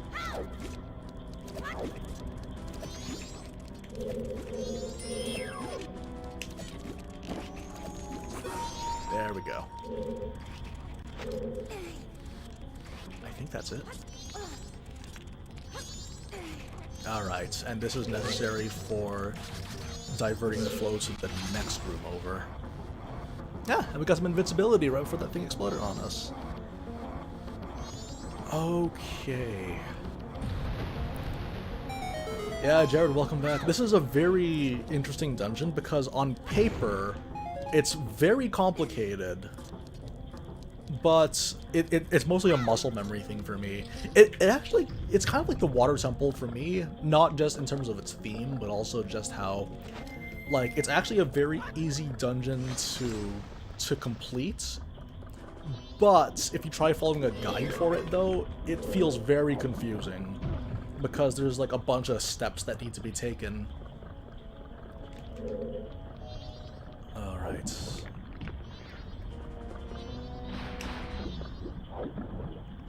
Yeah, I seem to recall that the last time I streamed this game on YouTube, it was like... The last time I streamed this game on YouTube was because of... sorry, not because of, but there were... I was using the Chateau Romani for this one. I think this is going to lead us to the boss key, I'm pretty sure.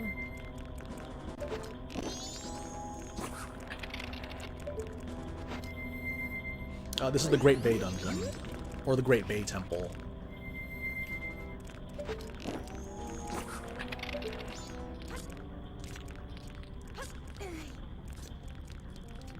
This should lead to something valuable.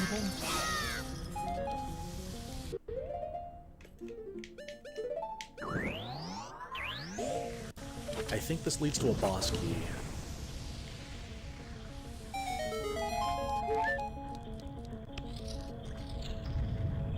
Ah, yes, the guy from the first stream.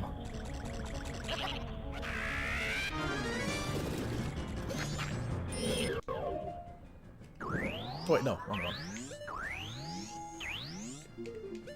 Yeah, we'll use the bunny hood for this.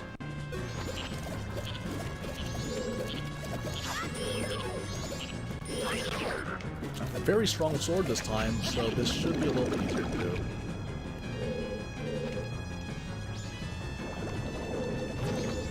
Oh, really? Oh no, he's almost slashing me!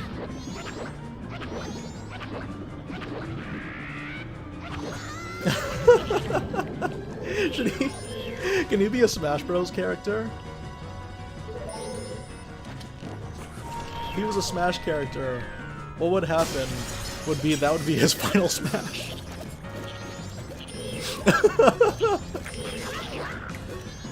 Oh, Gecko.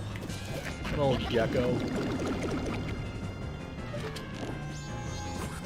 No, I'm bad!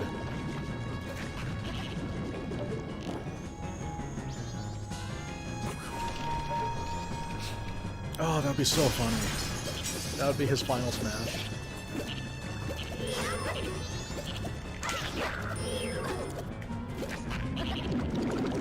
It looks like a final Smash when that's presented. Oh, come on! It looks so good.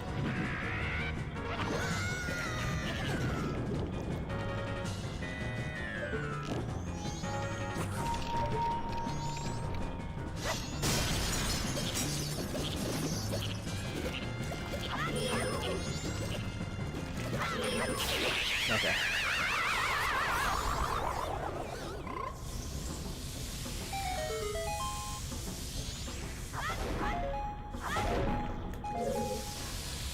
Oh, how kind of them to give us the wealth of arrows. Any HP? No? Alright. Yeah, I am partially considering maybe going for the chateau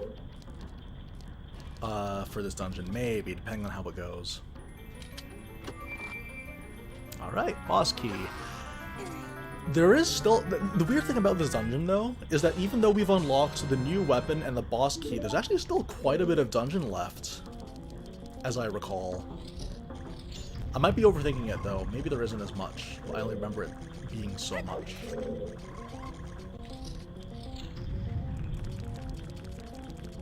Oh, that's kind of weird. Okay. So we got that cleared.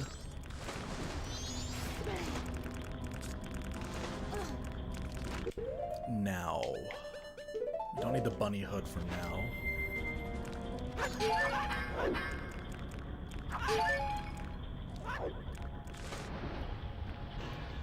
Alright, and then the bottom floor.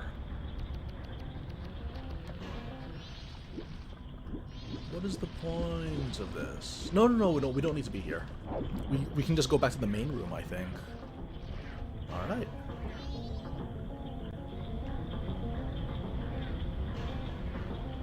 I will say though that like as far as like yeah, when like trying to speed run dungeons, it would be impossible just because of this dungeon alone. Because the initial figuring it out, it's gonna take people quite a while. It's yeah, it's a fairly tricky dungeon.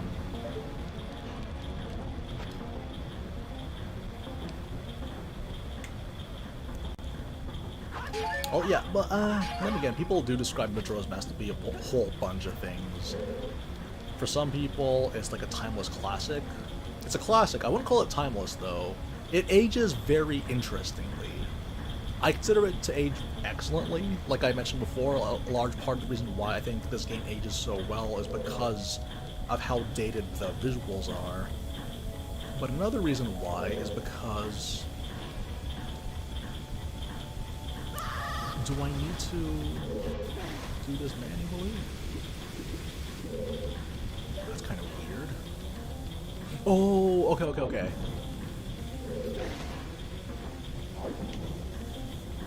But like, yeah, in terms of like the overall like game structure and flow, it's very odd. And again, a lot of the reason why I'm okay with giving it a free pass is because I'm just used to it. That's kind of a recurring thing with Majora's Mask in general, is that it does have a lot of problems from a design perspective, but I can forgive it just because it's something that I'm used to. But just because you're used to something doesn't make it objectively good. Oh. Really? Huh.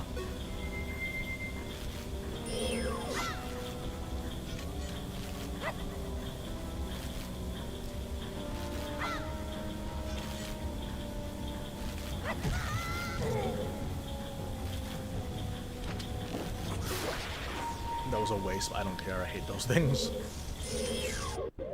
Wait, no, we can just do this. I need to use this anyway.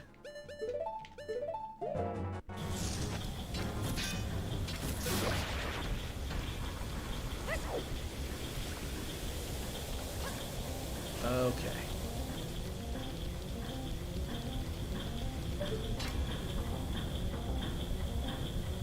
Oh man, this feels so much better with this controller, having to aim that far.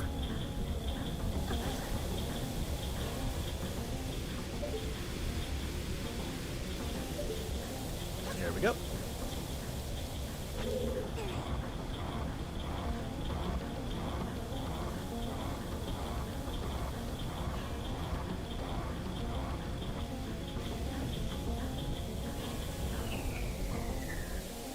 Alright, and now we need to turn off the other valve.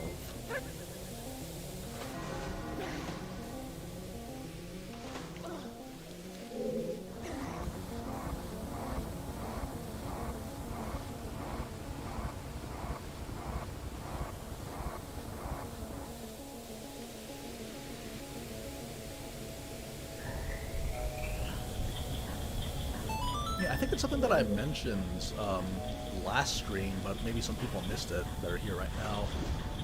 And it's something that bears repeating because the concept of nostalgia, it tends to feel a little bit stigmatized whenever it comes to like having to give a retrospect or review of older games that we had played before as kids. But the thing is though, is that for people that genuinely want to take art seriously as an art form, nostalgia is an emotion that a lot of people tend to write off.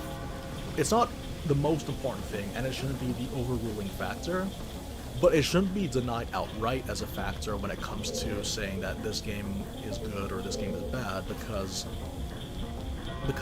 the nostalgia does factor in with how we perceive the things that most people consider bad, though. And that's not something that should be written off, primarily because, again, like, different things resonate with different people emotionally, and the element of nostalgia, it still plays a role. It's not completely gone. It's not something that needs to be forgotten about completely. It does exist, and I think it would be a much healthier or a much more right or constructive way of going about it whenever people discuss older games, is to see nostalgia as something that is genuinely a part of the experience. Oh, I think I need to freeze this, don't I? Oh, I do. Uh-oh.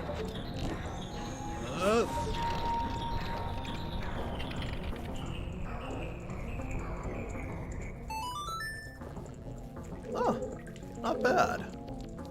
Okay, let's figure this out.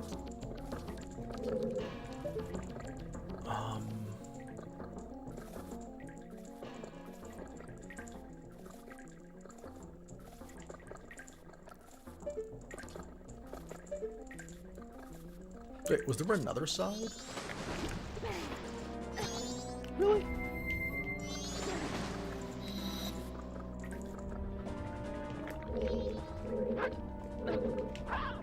I like to aim.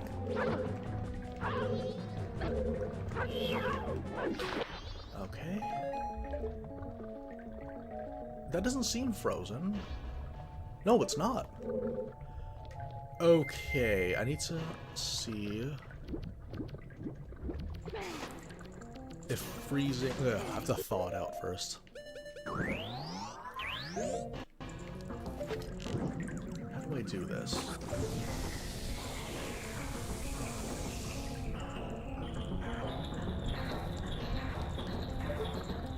Okay, because the main factor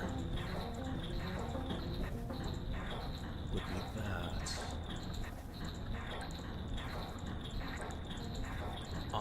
Huh. Okay. This is a little bit weird, but let's try something. Oops. I think this actually requires timing.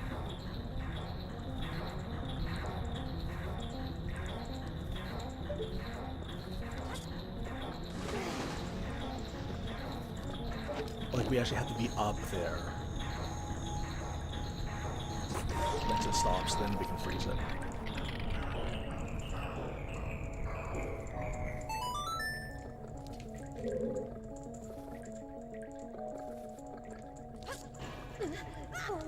Ooh, cutting it close.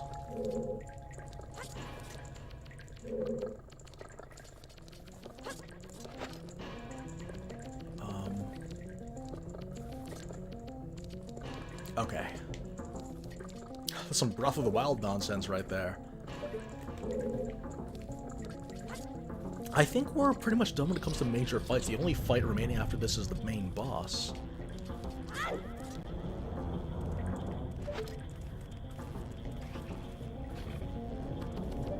Ooh, okay. So... use the free MP.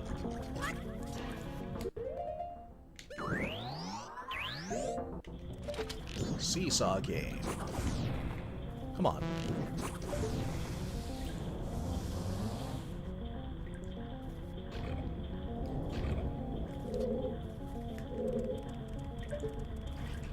That leads to... Oh! Okay, no, we're not quite done yet, then. Wait.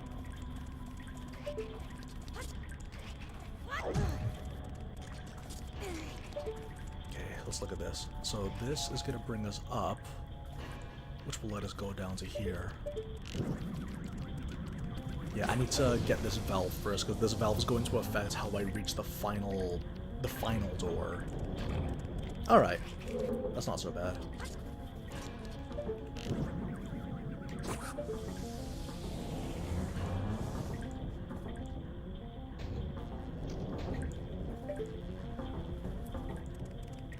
Perfect.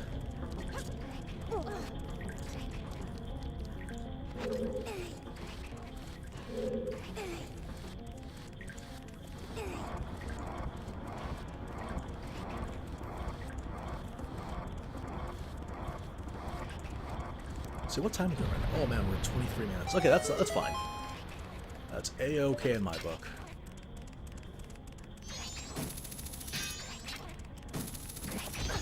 That was really smart. I was thinking that it would just hit it. I didn't think it would actually pull it towards me like it does for every other item.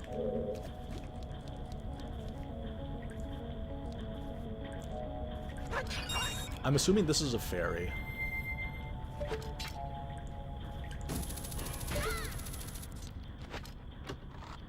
Yeah. Okay, well, we'll get back to that later. Magic, yeah.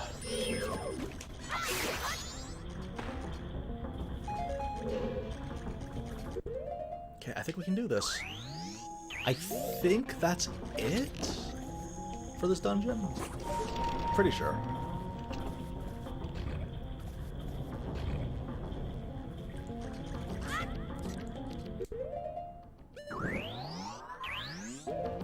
And then there's a boss that's coming up, but to be honest, before we take on that boss, I may wish to restock on fairies, because that one can be pretty difficult. Or rather, I can't remember how to avoid damage from that thing.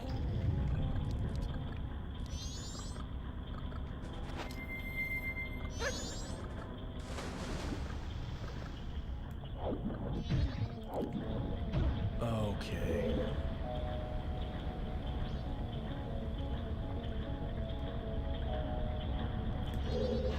I'm assuming this leads to it.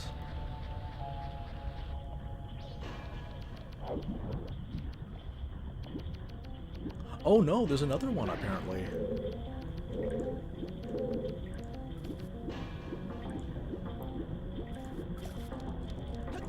I think there's another valve that I have to push somewhere else in the dungeon.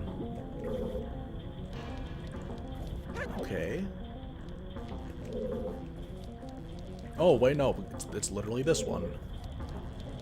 Perfect. You know what? Let's throw caution to the wind.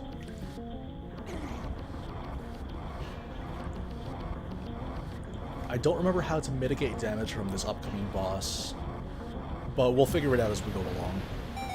Because we're video game experts! Alright, here we go. We're video game superstars!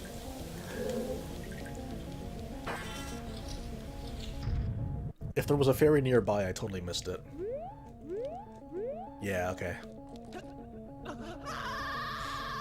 This is one of my least favorite bosses in the series. Definitely my least favorite boss in this game, but in the 3D era, it's a very frustrating boss because, like one, it's frustrating in that it could kill you really, really quickly, but it's also really boring. Like, it manages to get the worst of both worlds, where it's a very unengaging fight, but it's also very difficult, weirdly enough. Anyways, time for some dialogue.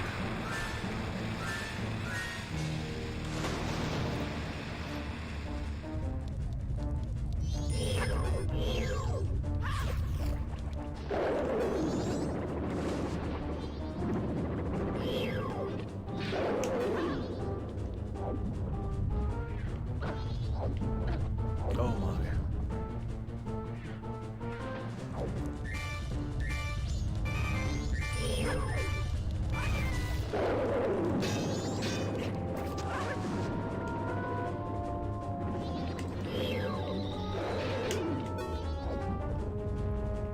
I hate this boss.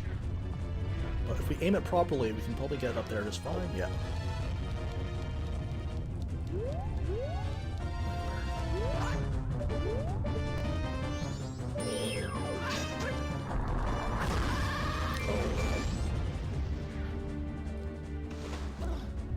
Oh, that was close.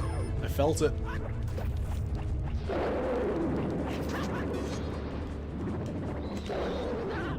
Oh, come on. Okay, this part might suck a little bit, because now we gotta deal with these dudes.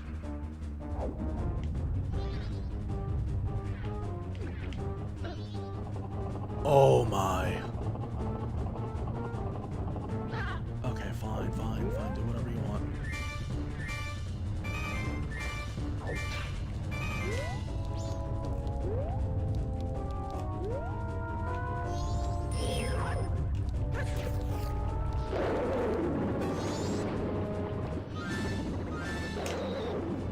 Oh man. I have to do this very smartly. No! Please, please, please, be in time, be in time. No! Oh, such a small margin for error.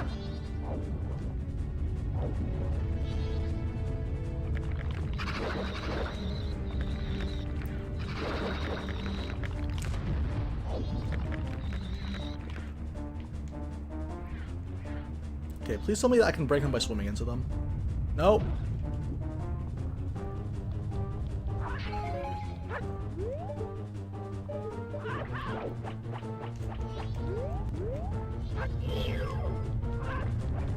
Oh, those hearts disappeared so fast. Oh, man. Oh, it's a nightmare.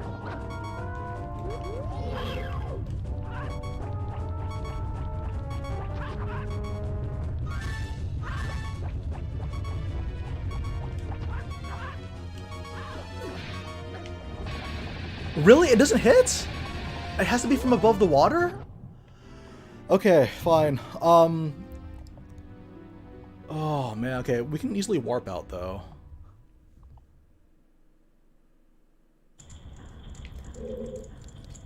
Oh, that's frustrating. That's exactly what I mean though, is like you absolutely have to be on the platform in order for it to land. Maybe it is possible, it's just that I think the timing is a bit tight. Oh, that would be my first recorded death of this game. Okay, yeah, okay, we'll quickly restock. There are several places that we can go that are very close by.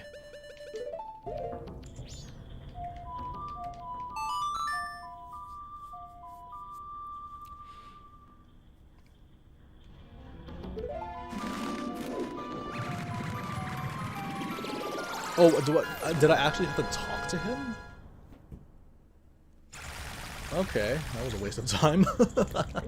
Alright, yeah.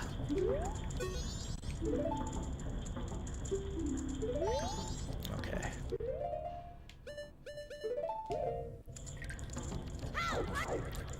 I don't know, I remember hearing it was possible to be able to hit the Gaiorg with the boomerangs while you're underwater. But it's such a risky thing that you're better off not doing it. Okay.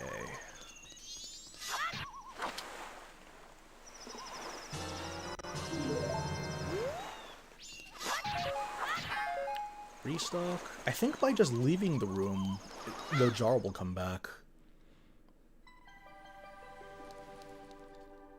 And if not, then like they've made it so that they're always nearby.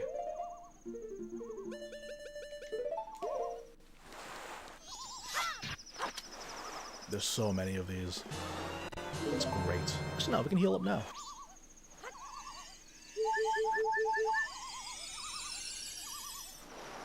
Okay. Yeah, we're gonna pack in 3 fairies, because that's how much I hate this boss.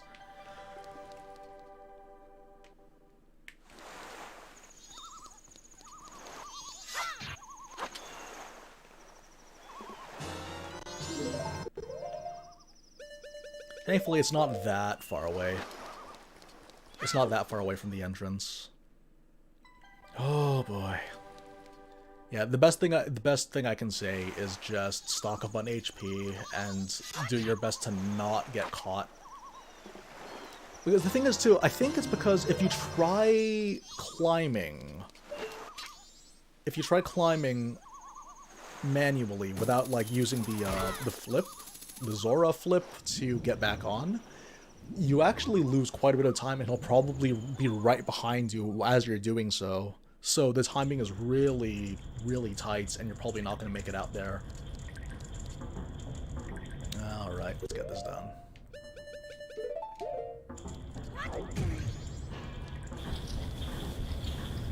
Okay.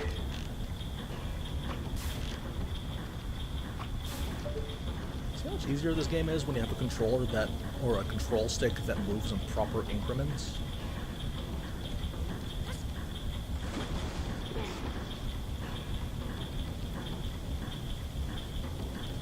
Okay, at 3 fairies, this should do it.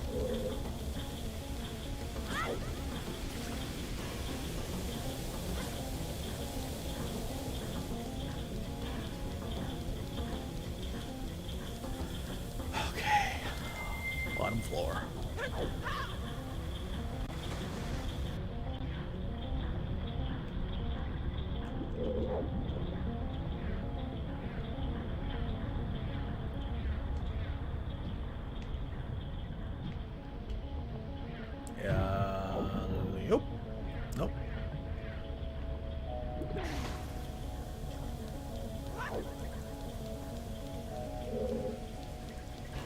Time for the salty run back. Okay.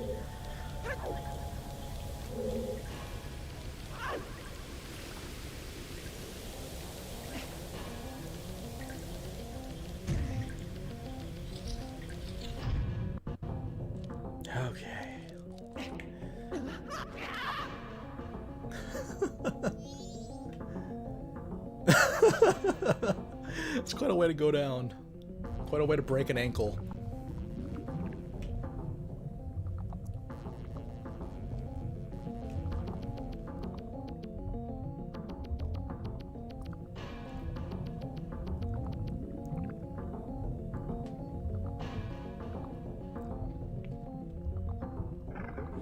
Here it comes.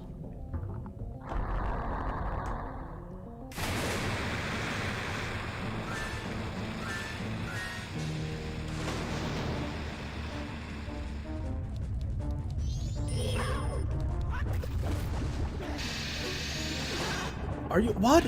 Okay. So yeah, if you're in the water, it just doesn't land. That's fine. That was my bad. I didn't think I was gonna fall into the water like that.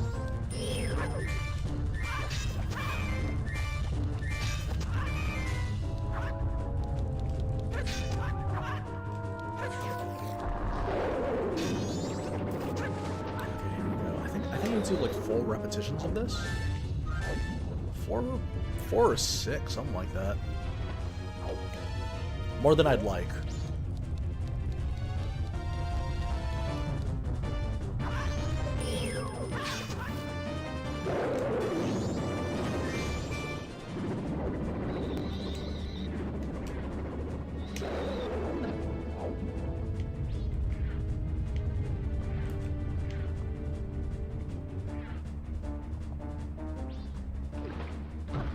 Really? It's so fast. Ugh. You're killing me.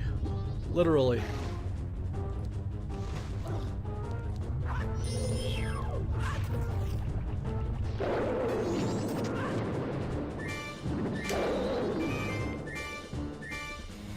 Ah, man. He sends out the little fishlings that they die so slowly.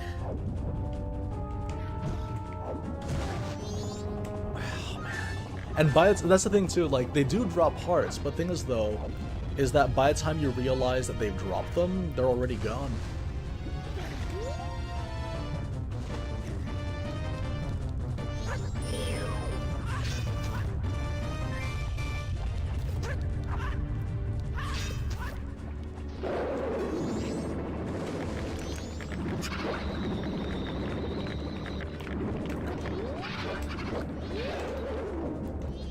Heart.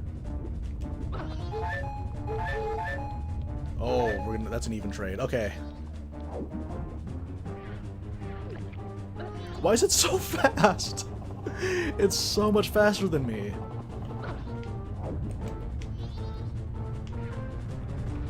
Okay, here we go.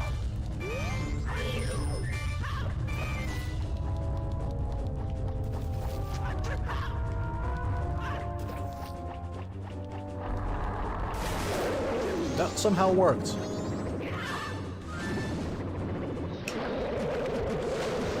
Oh, I won! Okay, I'll take it. Didn't even need fairies.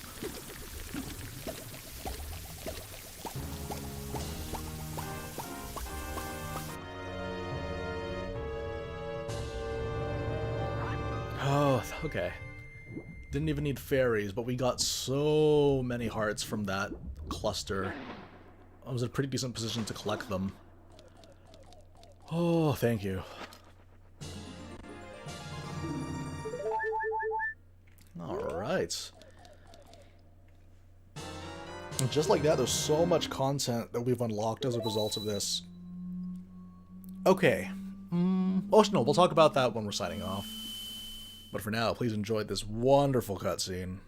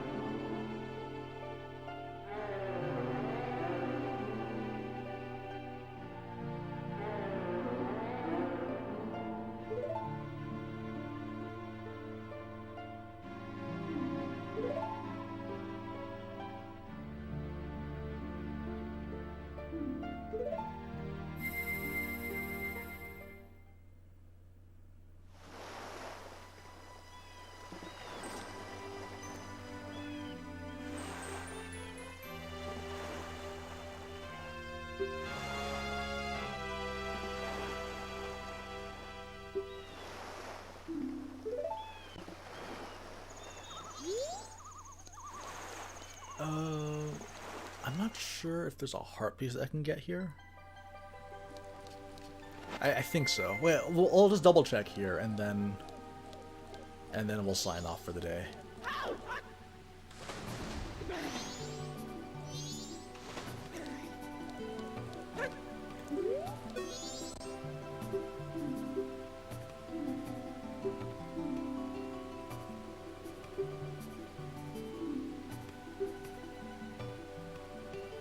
Hey, RPG Slayer Lord, how you doing?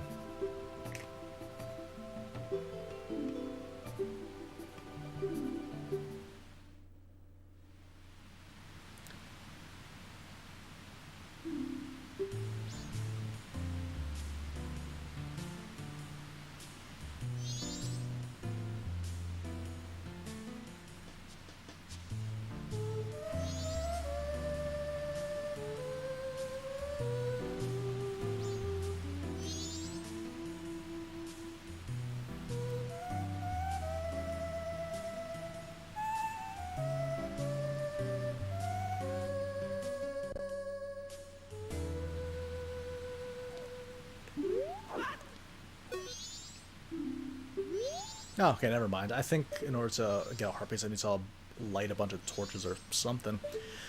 Okay, so here's the deal. I'm going to go back in time and then quickly go over some stuff that we could potentially do for the next stream.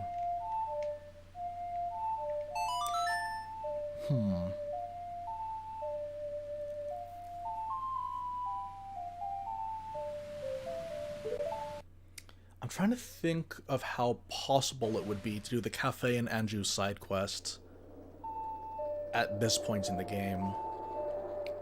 Because, yeah, I think it is possible. So, my plan is going to be...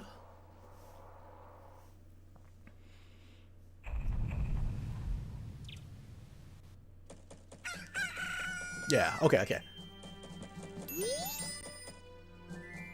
Alright, we're going to the canyon. Okay, so my plan is that I want to unlock all the masks that are possible to get at this point the next stream. We've gotten quite a few, actually. Let's do a quick status check. Yeah, we've gotten quite a few of them. We're only missing, like, there was the Gibdo mask. I think the Cafe and Andrew side quest has, like, 4... Because, like, yeah, there's the postman's hat, there's the cafe mask, the Keaton mask, and the couple's mask. And I think that's it. So that's 4. 2, 3, 4. And then there's the Gibdo mask, Giant's mask, Garo mask, which we'll also be needing to get tomorrow. Garo mask and... Oh man, quite a few. I'm trying to... Oh yeah, also the All-Nighters mask and the Mask of Truth. So yeah, okay, so that's the thing. So, next week, we are going to... Do I want to do a skull search? I feel like that would be kind of boring to watch. I don't think people want to see that. But I think people would want to see the Cafe and Andrew side quest. So yeah, you know what? In between streams, I am going to do like a quick, clean comb through the... Yeah, I'm going to quickly comb through a bunch of all the spider houses.